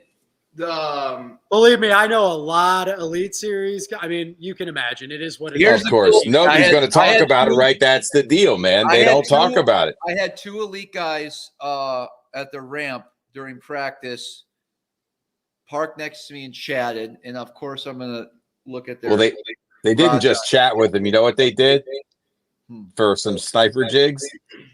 So both of these guys had the sniper jigs tied on. Aha. And they don't, I don't know if they talked to each other. One guy left and then the next Was guy one came. of them JT Tompkins? No. Just be easy on that. Yeah. Yeah. Anyways, Hey, here's a trivia question for you. Who caught the first 6-pounder on the Beast Coast sniper jig? Epic Eric. You damn right I did. I want everybody to know. And on a flatworm on the back, Travis was like, you got to use the beaver. I'm like, no, you don't. Pick up this flatworm in the bottom of the boat. Kept throwing it, man. He's drop shotting like he always does. I freaking hit that fish, man. 17-pound fluorocarbon test, man. Yacked him in the boat. He put it on the scale. He didn't want, and by the way, the scale was 4 to 5 ounces light. So it wasn't just a 6'1", it was like a 6'6". Me. The That's largy awesome. guy. I remember Damn that. right I Dude. did. I You did, specifically right. remember He that. did a reel on it. It was hilarious. I Yeah. caught the first 6-pounder on that. We tried to shoot that video how many times? We kept losing them. Oh my That's gosh, awesome. it was rough. Yo, but we real loved quick. it. So he actually said he caught it on the sniper on Bass Talk Live. I assume that's what that Yeah. acronym. Who That's said cool. that? Michael Neal did? Apparently. Michael Neal talked about it, that he used the sniper. That's I awesome. don't know. I have no idea. I'm just looking at the comments here. Don't take it from me. Here it No, is. don't take it from me either, man. I don't know. I mean, could somebody find the clip where he talked about it? That'd be huge. Dude, I mean, I don't doubt it because the demand in the last month, a lot of guys have been using it in a lot of events. I also think we have the distribution now. That was important. Right. I told Travis, I'm going to be doing this myself, dude. So you got to be patient with me. So And he they're was back cool enough to ordered. wait. So Derek, dude, here's what I don't understand. They're back ordered forever. They're always out of stock. What's the story? What's the limiting factor for you to money? So Man, listen, I've been increasing purchase order volume. Travis, Isn't that what a bank's say this on for? live, but our what? Isn't that what a bank's for? Go get a bank loan and just hate crack banks, it. dude. I own Oh my 100. God. I hate banks. All right, so you're Banks fucking rob humanity of their equity so that. all right. You're 100% but you're fucking killing do what me. they do. All Just right, like man. just like big business, dude. But anyways, All right, so in it's general, basically it's cash flow, limiting factor for growth. And you probably do. We should talk about some business one day, man. I'm gonna call you up. dude, I will accept. So here's the deal. People ask me all the time,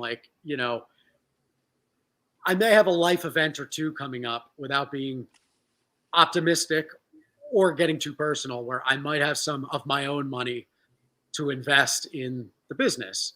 My wife's gonna cap that real fucking quick.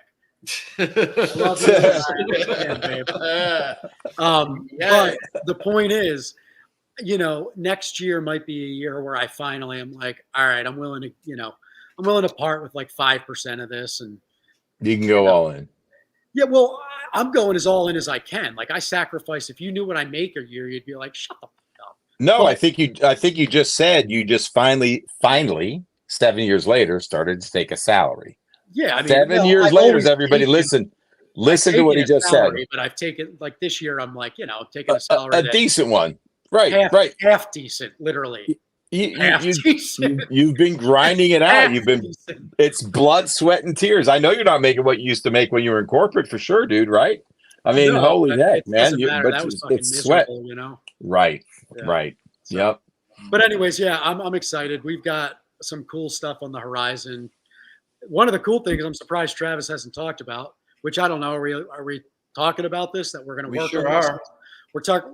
We're going to Oh, finally shit. do Yeah, this let's talk about it. sniper. We've got our sniper trailer / Ned bait coming. It's finally going to happen. There you go. Yeah. And it's going to be awesome and fill every little void. I know exactly kind of what Travis wants, because you're going to laugh. Everybody's going to laugh. No, it's going to be better than that, Brett. I know. And that's always going to be a great option, by the way. Better than Matt said. We have a whole Get bunch of creative. shit here. Well, anyways, dude, I honestly living Better than Max said? That's a big statement. I'm just saying it's going to be, I just said that's always going to be an option. Dude, Okay. that's one of I love that. It's a great, great, it's Yeah. great product. But I got you. I think from what ours is going to do is subtle but essential in certain situations. And it's, going to be one of the 2 trailers you should always have on your sniper. Sure. Done deal. Yeah, you got your 7 Ned bait. rods. You got 7 different trailers, right? I mean, It is what it is. I get and it. you know, yeah, it's I'm excited about that product because Makes sense. We've got a huge market now. Not huge, but I say huge. Travis is like, my fucking royalties don't reflect huge. But we've got a growing market for the sniper. And I think like we just hit the point where we've got not only the distribution, but we've also got like that kind of like, you know, anytime you're marketing a product, like you want that product to stand alone. Like the cool thing about the sniper is like it has Travis's name on it. People know a lot of guys have won events on the jig, but like hundreds of thousands of dollars. But because of what we offer and because like we kind of got to it early and we made it right and we price it how we do, like that product stands on its own. And I think people respect that like this group of bums fucking did this. Like people don't want to see like, you know, like people don't want to see like fishing come out with a sniper jig right now. Like it's very true. You're an independent brand in a sea of private equity brands, right? Literally, dude. Did you see what happened 5 days ago that snuck under the radar? What happened? Hold on. I think more. Let's hear it. What happened? I mean, it was more. Hold on. Anyways, one of the other big brand groups was either purchased or like their debt was moved over to or supplemented by. The long and short of it is there's more private equity in the fishing industry as of 4 days ago. I forget who, but wow. I mean, it is. It's a different business model. Like pitiful. It's really I went to ICAST this year, first time ever, and there was three big booths, and there was legitimately 30 brands all wrapped up in those 3 booths, like 10 to 12 brands type of deal, all in one area. Well, do you want me to go into why that is and why that won't ever change? Like you walk around, you're like, oh, I'm going to go to this booth, and it's like, oh, it's in the same booth as this and this and this, and they're in companies I had no idea were under some of the umbrellas. BlackRock. Who? BlackRock. BlackRock secretly the Rothschilds. Yeah, the Rothschilds. We're screwed. Not me. I'm not part of the collective, but for all you people, it always comes back to that. Listen, we knew we'd find a tie-in. On a more serious note, this jig, the reason nobody's going to be able to beat it is because Derek built it and Travis, maybe. I don't know. Did you have anything? Well, I tied the prototype. So who tied the prototype, Derek? Jig, this is like the prototype in the goddamn Bass Lab. This is the Z-Man jackhammer chatterbait. Nobody's going to be able to beat that chatterbait. Nobody even tries. And that's what this jig is. I was thinking, there's no weak spot in this jig. Like that's the deal. And for the price point, why would you buy? Like, why would you go elsewhere? There's no way. It's tungsten. Dude, it has a great skirt. The skirt on it, I don't know what the deal is, but when the thing's sitting on the bottom of the lake, that's when they eat it. There's something with the way the skirt is flowing. No, I tell my clients today, don't move that jig.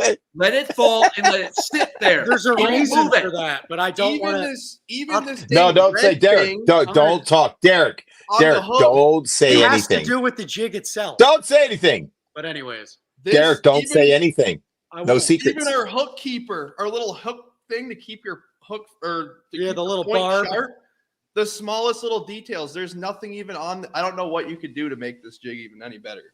Well, yeah, you would just enter the market and try and take share. That's all the fishing industry does. They apply their pro staff and they leverage their chain store connections and they fucking say, "Here you go, run with it." And then it's new and innovative, and you know they just sometimes it works and sometimes consumers respect the original. Private equity fishing. You got the Johnstons all networked up, everybody on the payroll. You got BlackRock owning the green buoy out by Carlton. What is this world coming to? Yeah, I can't wait for the reset. What did you say? BlackRock is going to the green buoy out by Carlton? I don't even know what that means. BlackRock owns the green buoy on Carlton. I know what he means by that. He's ridiculous. I don't even know what that means. Who owns Blue Island? A couple. I got you. I think There's somebody that owns Galoo Island. Phillip Oil. I heard Galoo Island it has an owner. Yeah. So Matthew's asking, and I've seen like 4 different people ask this, and then you guys Weed guard. Listen, stop. First, let me just hear me out. Why are you putting a weed guard on? I'm not.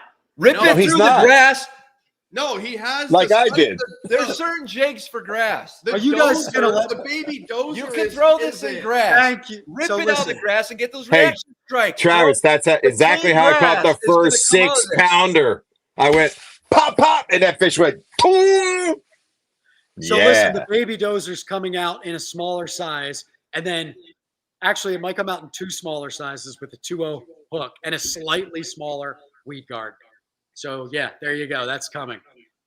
Nice. Yeah, Sniper's the sniper. It's its own. Yeah, Brett has already said it, man. It's little segment, and it's a gem. It stands alone. the only time you really need a weed guard is when you're fishing around wood, because wood is not forgiving and you can't rip through it. But you know, and that's where you want to throw the baby dozer. The weed edge. Come on, bud. Get on that edge. Yeah, edge, and don't move that jig. We're dragging through grass all day long, man. Sometimes, we'll get some grass on our jigs. Yeah. Yeah. Yep. But anyways, I wanted to tell you something cool, Travis, and you're going to not even believe this. Okay. So like the whole sniper Ned deal for the last 2 years, really publicly or whatever. I never really ever threw it a lot down here. I was like, fuck that. That's a Great Lakes thing. And like a month and a half ago, I was like, all right, why not? And dude, it has been pretty eye-opening. Because like to me, I always use a spider. Like specifically Kitech makes a spider. You cut the grub skirt off, and it's so subtle that in my brain, they still see that stem, like the center stem. But I just like the little bit of extra kind of flutter from that double tail. And I was just like, there's no way this is going to shut fish off. Like, there's just no way. It's the same overall profile. And I was like, I would go through periods where I was just like, fuck this sniper jig. Like, I'm not getting bit on it, whatever. And I just started throwing like your favorite, the little MB colors. Yeah, well, honestly, half the time that seemed to matter. The other half the time it didn't. But just like that Ned trailer, that absolutely nothing Ned trailer, sometimes it is pretty fucking awesome. Like the small. Well, think about it. I mean, smallmouth just like they just got to have it sometimes, and I like. Think how good the Ned rig is, dude. Think how good the Ned rig is, bro. So now you're putting a Ned rig, arguably one of the most fish catchingest in terms of numbers, multi-species. It's a do nothing bait, right? It harkens back to that Berkeley study. They eat the crawfish with no appendages more than anything else, right? Very cool. It could be anything. It could be a minnow. It could be a dace. It could be a craw. Non-threatening, no action. There's nothing more than a do nothing bait than a Ned. It's ridiculous how good it is. And now you put it on the back of a jig that is a bulkier presentation, a meatier profile. Man, and the jig that you built, are you kidding me? Yeah, no, it's a good little thing, man. I'm excited, like I said, next year. Next year, I think sales of that sniper, we got distribution and we got some legs now, you know, and I'm excited. So sorry, right on, man.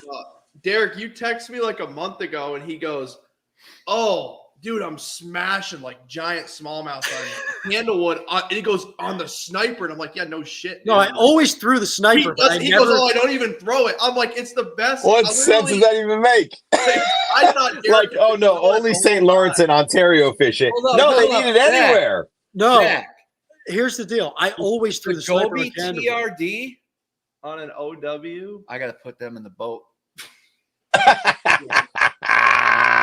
Travis does know that. Yeah, man. Here's the deal, though, about Eric. You just said the thing about the crayfish. Let's ring it up right now. The crayfish with no pinchers. But the deal is, you ever flip a jig? I don't need like you flip it a 3/4 ounce jig in the grass. Yeah. And put them in the boat. Something rips your trailer off, right? You miss one, rips your trailer right. off. You put back in there with just the jig, and I I can never get them to just eat that again. I have to re-rig a new trailer, flip it back in there, and then you get bit. Like, when was the last time you got bit on a jig, like a flipping jig without the trailer on it, which would be like a craw? It's a different mentality, though, don't you think? The fish are like in a completely different. I mean, I kind of see what you're saying. But I feel they like might think be. that's a bluegill. Yeah. I don't think when they see that jig shooting by them with moving legs, just because they're marketed as crawls, man, like that profile. Think about that, dude. It looks like some crippled baitfish running for cover. Okay. That's my theory, at least. I think that's a good just theory, know man. that when I'm flipping grass and I set the hook on one and I miss it, and it rips both. If it rips one claw off, I can flip back in there and get it to bite again. One arm Lily rips always both does off. You're screwed. Yeah. Like, you will not get bit again. Never. Right, he's looking for the craw with no claws because he said, I took the time to bite both claws off and there's none left. You don't even have a body on it, so he's not getting fooled. Berkeley study, bro. One claw, he's happy now. I won't get bit twice, just once. You know, that crawfish is in there biting his tongue, man. He's biting for his life. Here's an interesting question, and I'm more interested. Wow. I feel like Brett, Eric, you might know. Yeah, Travis would never dabble in such things, but somebody just brought up Josh Jones and how he scopes with his jig, just his naked jig, you know. Yeah. I've thrown at like fish that I caught doing that largemouth. The water was pretty clean, but like I don't know. Does anybody know anybody up here in the north that does that successfully? Does what? I've never done it. Scopes with a jig? Swim jig, just a straight swim jig in open water for fish up here. Yeah, I do. That's what Josh Jones does down I do. He's in the comments right now, so I'll let him talk. I won't talk for him. He just throws it out there and just lets it pendulum, basically. Yeah, he lets it like. He just and it's just like a hair jig. Well, how about Tyler? Whatever dude, one of the top rookies on the scene he throws a jig at those scope fish. That's what he does. Tyler Williams. Here's what we're doing. We're gonna right, throw Derek. I know you've heard of him, right? A skirtless sniper jig will catch fish. We need to try it more. Yeah, Tyler Williams, the main event. Right. That's it. Thank you, Matthew. Thank you, Devin. Yeah, he throws a jig a lot at scope fish. I'm saying like that's all he throws is apparently. I don't know if he's now scoping a minnow, but I mean he does it. Josh Jones, you know, he's out there throwing swim jigs with no trailer on suspended 10-pounders and just like I honestly, what can you say? Maybe it's the way he trims his skirt. Who knows? I don't fish with Josh Jones, I've never got it to work. It's crazy. Yeah. I mean, I'm not, he might be doing something different. It might be the way he ties his skirt. Is it his hand-tied jig? Scope with his jig. We're talking about scoping with just a swim jig for open water suspended fish. Bro, I hear what you're saying. Have you seen his swim jig that he's scoping? Oh, I got you. Again, unless you watch him do the technique, how will you know, right? Is it the lure? Is it the technique, right? Is it how you shake it? Travis says, don't move the jig. People that move the jig catch less. So maybe it's depth, speed, cadence. What I say is on your initial fall, try not to move that bait for at least 8 to 10 seconds before you decide to put action in your retrieve. That's part of your technique. And I'm trying to tell Derek, maybe the way you're approaching the fish on the scope with the jig is not the way Josh Jones does. I don't know. I don't watch you fish, and I have never seen him fish. I don't know. You don't know. They get about 12 feet from him in chocolate milk and freaking lob a jig out to him, and it looks like they hooked into like an ATV. Do you fish in chocolate milk? No. Hell no. You're in clear water, so there's a difference, right? The beginning of the whole thing was: does anybody up here in this north? Maybe it's the clear water. But I said I do know somebody who throws a jig, and it's like a swimming jig at fish in clear water in the Northeast, and he's in the comments. Okay. I don't know if he uses a trailer. But he's in the comments. I don't know if he's still watching. I'll let him speak for it and how he does it. And I heard somebody said, yes, Zach Mallet says, yes. Zach, how do you fish a jig in the Northeast in clear water with no trailer? No trailer, right? Is that what you're trying to say? No trailer or a trailer? Are you talking to me? I am talking to you. When you say a swim jig, you have your swim jig. He's just throwing a skirted swim jig, no trailer. Just a gorilla swim jig. I'm with you. Yep. Anyways, I got you. Anyway, anything else that you guys? I think we're good, man. Super excited, We said it was a short stream. Check out your retailers as well for these products. Tackle Warehouse as well. But use my code in the description, maybe. The Tackle Warehouse code. It would help. Do you use my Tackle Warehouse code? Also, before I sign off, bookmark it, bro. I know. Come on, man. You're staying at my house for free. Just bookmark it. Bookmark it, bro. I ordered probably like at least $10,000 from Tackle bookmark it. Come on. Yo, Jesus, Brent. Come on, Brett. It's on my description. Just use the link to order. Well, the challenge is, Travis, there's other guys out there that have like 15% off at Tackle Warehouse. No, they don't. I'm just kidding. Yeah, no way. Nobody gets discounts there. All right, hold on. Matthew, we need to have a discussion. This is for Matthew. Matthew, man, come on, man. You've been in the chats all the time for years. I hope I didn't piss you off tonight about the lead guard thing. I get passionate about it. I'm sorry. Yes, specifically your case, rock and grass. I get it, bro. Please don't hate tonight, man. I love you, dude. Come on. Devin Miller says, I'd use Randy's code if it was 15% off. Sorry, Travis. BTL had a code last week? What? Look at MJ. MJ, Travis will never become that, actually, believe it or not. Travis doesn't care enough to like do that. And he doesn't want to ruin his personal brand. I'll use Johnston's 15. Say 15% with the Johnston's brothers. Look at these comments. I'm booking with JP.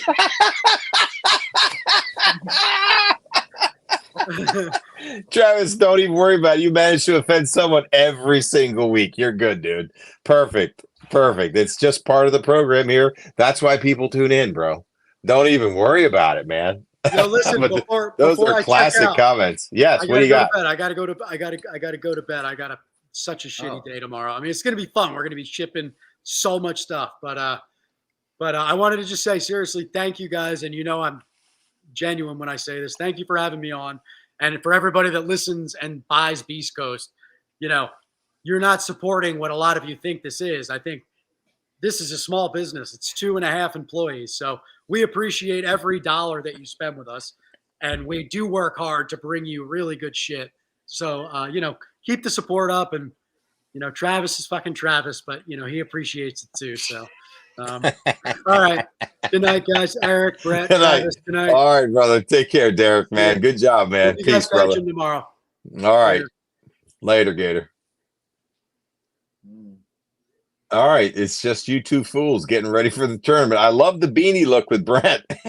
Listen, I was just thinking about it. I wore the winter hat in June this year. Like I wore April, May, all year. It's too soon. In June, I was wearing it on Champlain in I the love it. invitational tournament because it was like 50 degrees every morning. And I didn't wear it in July, and it's August, and I have it back on again. I threw it. Why aren't you wearing the Bass Lab beanie, bro, that I sent up there? I'll go get it. It's in my truck. Now, hold on. Listen. Yes. There's no meeting for the series. You don't have to physically drive to Messina on Wednesday? Oh, I don't know. That's what's said in the email. What were they like in the past? Well, the one on Champlain this year and the Potomac, we had an in-person meeting. And Champlain, we didn't have one. Okay. Hey, Brett. So I think he's trying to do one meeting per division. Okay. One physical meeting per division this year. So I think he did it. So we're good. So what time do I have to be off the water on Wednesday? I don't know. They're going to send us a text on Wednesday. Brent, I got the Bass Lab beanie on for you, bro. Let's put that Bass Lab back up because these beanies are available, man, including some cool ass t-shirts, man. In two colors, black and gray. Gray, yeah, What happens if I catch 19 pounds? Did you sign up? Yeah. What happens if I catch 19 pounds on Thursday? You better catch 23. Do I just drive home? What do you mean drive home? Like, do I just call someone to get my trailer and say fuck it? Fuck no. Huh? Last year, I think 19 or 20 a day. 19 a day made the top 25. Man, there's going to be 80 people up on that community hole. There's the other color, Brent. What did I send you, Brent? The gray? One of each. I have one of each. Nice. All right, cool, man. I bet you better be rocking it, bro. What is that? A card art? No, it's Jody an, goes. it's It'll an be 4 or AFCO. 6. It's an It does AFCO. Why are you wearing an AFCO one, man? AFCO Come doesn't give me on. shit. I'm actually Right. sponsored by the Bass Lab. That's right. I'm wearing AFCO. I can't believe it. Dang. Anyway, that's funny, man. Good stuff tonight, man. Oh, Big yeah. things at Beast Coast. Congrats on the incredible success on the sniper. I hope you guys do great. I'm going to be tuning in. I can't wait to see how you both do, man. I'm super pumped, man. I hope one of you draws Cornell or somebody I know that's fishing on the co-angler side, and I hope they are able to catch a few fish behind you, or not, but not take the fish that you guys need to win. Because I know Travis and Brent take great pleasure in making sure their co-angler 0. My fucking co-angler zeroed in the BFL the other day. I know you told me he did, dude. My co-angler zeroed in the Toyota series on day 2 and day 3. Oh my god. My co-angler is going to have a blast with me. shit, We're going to have a lot of fun, and we're going to catch fish. Fish. Brian the Carpenter loves the way you say fish. Andy likes the way he says council. Yeah, council. At the council of my boat. Council. Let's go have a meeting at the council. All right, guys, look, get some sleep, rig your rods up, get after it in practice, go win. Travis, on Wednesday, you better freestyle a little bit, man, with Cornell, just to see if you can put something together, man. No, I've been freestyling. I And can't catch a fish on the same spots every day, so I just keep moving around. But that's what I'm saying but when you freestyled, were you able to get a quality fish in the boat? Enough for 23 pounds? Why don't Then what's the problem with freestyling then? If you all right. I'm saying you know enough to bounce around and do it, man. If you need to do it, don't be freaking out if that wind stops blowing the right way. What's the forecast on the wind direction for the tournament days? Southwest, we're good. Is that a good wind for you or not a good wind for you? It's fine. Okay, so it's the wind you want. Yeah. You'll be able to drift and catch them the way you like. I probably won't be drifting, bud. Okay. Well, okay, don't share anymore. I'll tell you what, that win today was not good. Fucking terrible, dude. I know. I mean, Brett, with your story. We had North. Fucking God. I had a client that wanted to catch a big fish, right? Today. Yeah. Okay. So I was blowing a mile an hour towards the lake. yeah, it was bad. Was it blowing east? Somebody said east at 20 today. It blew northeast. Northeast blowing. Is it the worst wind to be trying to do that? I think Drifting? east is the worst, but it was worse. Yeah. It was bad. Okay. You got a little nor'easter that came through. All right. Wow. Yeah. That's why Brent had the beanie on. Nor'easter weather. Oh, it was cold Yeah, too. I know. That's what I'm saying. It was 63 degrees this morning, and I think all day it just got colder. And I think it's supposed to be. Oh, wow. I had shorts, but then I had my rain gear on. I told my client today, I'm like, is this like the coldest day of the summer? Like, what's? Yeah. I'm cold, dude. Like I told him. Do you guys feel? Do you feel like that's crazy for you to say you're cold? Do you feel like this front will impact the fishing during your tournament days? Because the first day, today's Monday, tomorrow. Okay, so they don't care. Yeah, they're small. I didn't know if it was going to energize them or charge them up. The weather changed, the cooler nights. Do they really get on the feed? Nah. It's definitely a cold front, though, for sure. It's definitely the first cold front. I mean, I haven't been up in the. I mean, I don't live that far away from here, but god dang, it has not been 50 degrees in the morning at home. Yeah. In Plattsburgh, which is just basically the same. You just go east of here, right? To my place, but what's your morning temps for the tournament, and what's the high for the daytime? Are you gonna have sun and clouds? They'll be back to normal. So what, 70s, 60s? It's day one is supposed to be 52 degrees in the morning on takeoff, which is that's chilly. Yeah, and then it's sun and sun 70. Yeah, it's okay. So sunny. But in practice, it's not going to be like today was not sunny. I feel bad for anyone that needs to learn this river in the next 3 days. I'm only here. Oh my gosh! I'm only here for two. I basically get like 2.5 days, and I had some mega issues today where I might not even be able to practice on Wednesday. So I had one of my cranking lithiums went out short. So I only have one lithium for cranking right now, which it's a 190, so I should be all right. And my alternator went out on my Mercury. So Oh no. And that's why my trolling motor batteries died, because I pushed all my juice over to the cranking all day.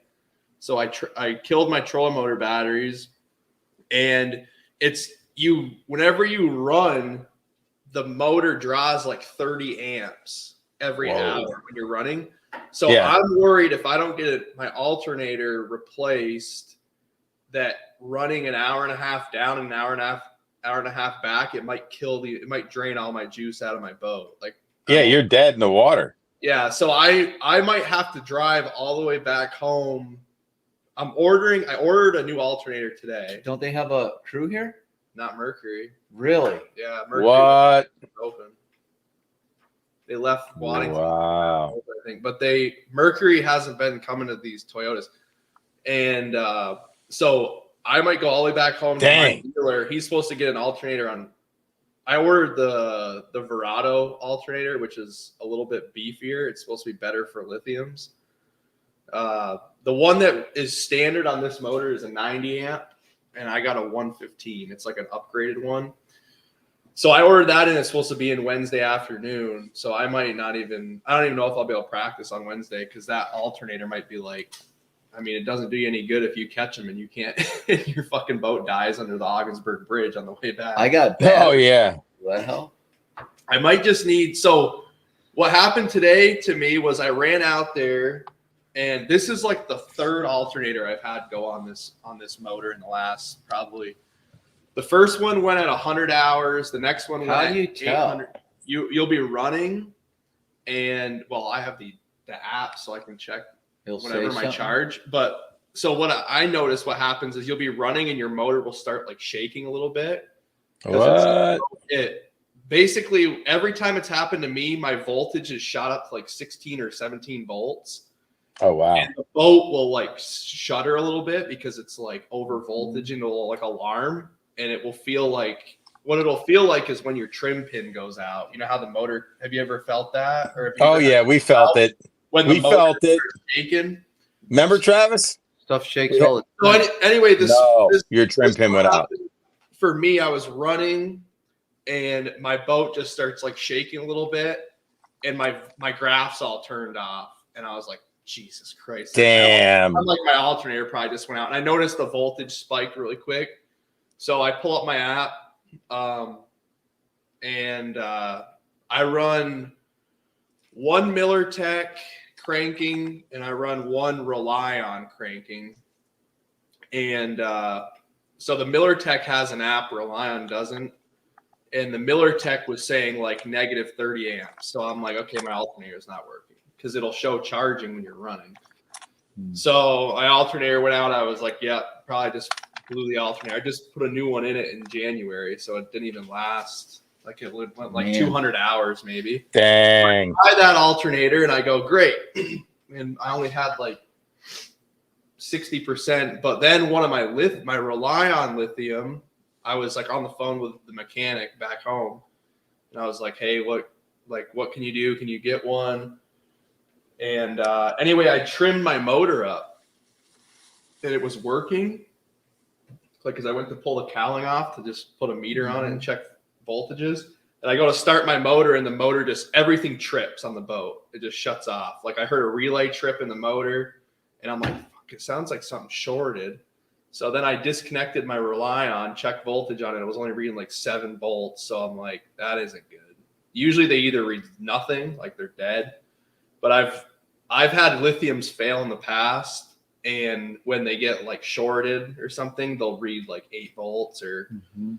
So I checked that. I'm like, well, this battery's probably shot. So I hooked everything to my MillerTech and cranked the motor, and it works fine. So I was like, okay, not only do I have a failed alternator possibly, well, I definitely do, but I possibly have a shorted $1,000 lithium battery. No, man. Yeah. You might have to run an AGM. That's just the perks of that's the real life stories here of. Yeah, very true. Efficient, hard. That battery, that Rely on, if it's failed, it's I think it's 5 years old. Right, I got it in 2018, so 5 or 6 years old right now. And Wow.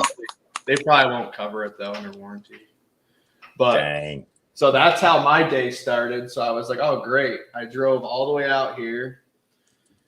And the first 30 minutes of practice, No, that's my brutal. motor is not even working.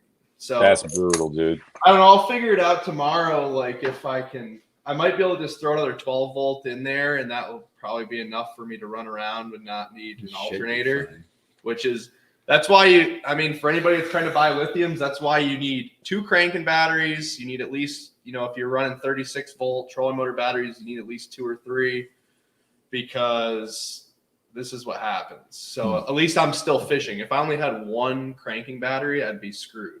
But I have 2. I'm redundant. I'm able to fish like 2 or 3 days usually on a full charge because I have the redundant power in my boat. So that's why you don't want to skimp on your batteries. You gotta have enough power for at least probably 2 days of fishing in case you have something fail on you where you're not completely screwed. But right on. And then so I put my power pole charge to push all the juice over to the cranking side because I was worried that thing was going to drain off throughout the day when I was running around. And by the end of the day, my trolling motor died. Dang, I used all 100 amps out of the trolling motor, which I don't know why the power pole charge didn't say, my trolling's about to die. Like, we need to keep them alive. But I don't know. I run Linex lithium batteries. I love them. 50 amps on the trolling motor, 200 amps on the starting. And I haven't had any issues. So nice, man. I'll tell you what, they started building the lithiums a lot better. I'm one of the guys that bought them originally. And the casings, the way the cases were built and stuff, 5, 6, 7 years ago, they're a lot better nowadays. And my Miller Tech that I have is a new battery. I just bought it this year because I had another brand battery go out and I needed one in a pinch, so I ordered a Miller Tech because I feel like that was like the cranking battery that I wanted. But it's got that 190. It's 190 amp hour single battery. So anyway, I don't know. I'm trying. I don't have a lithium deal, but man, you need to get hooked up with Linex, dude. I'm telling you. I run them this and then the one. I don't know. Do it up, guys. I'm gonna. All right, guys. Listen, we're gonna let you go. I appreciate everybody. See you next week. I think it's a PHYXTV platform. Matthew Weimer. I'm gonna apologize. He's booking for JP. What's he saying now? I'm actually looking for a battery for my kayak motor. There you go. Linex. Lynic. They got a good charger too. I just hooked it up. So They do. Is that their charger? Yeah. I think it said it on it. Yeah. 20 amps. Yep. 12 volt, 20 amp. Have your stuff recharged from dead in 3 hours. That's right. All right, bros. All right. Good luck. Go get them. All I right. expect to see you guys in the top 10. Okay. We're always right next to each other, so we'll be there. I love it, man. Be there. Be there for each other. Yeah. Rock and roll, man. First day, I think that the current flow is the right way. I think each day of practice, we're going to have like a north wind. Yeah. So the first day of the tournament will be the first day that I think it will. That's going to turn them on. Be ready, man. Be ready to do some damage. Okay. Till next time, we'll see you on the water. All righty. Peace.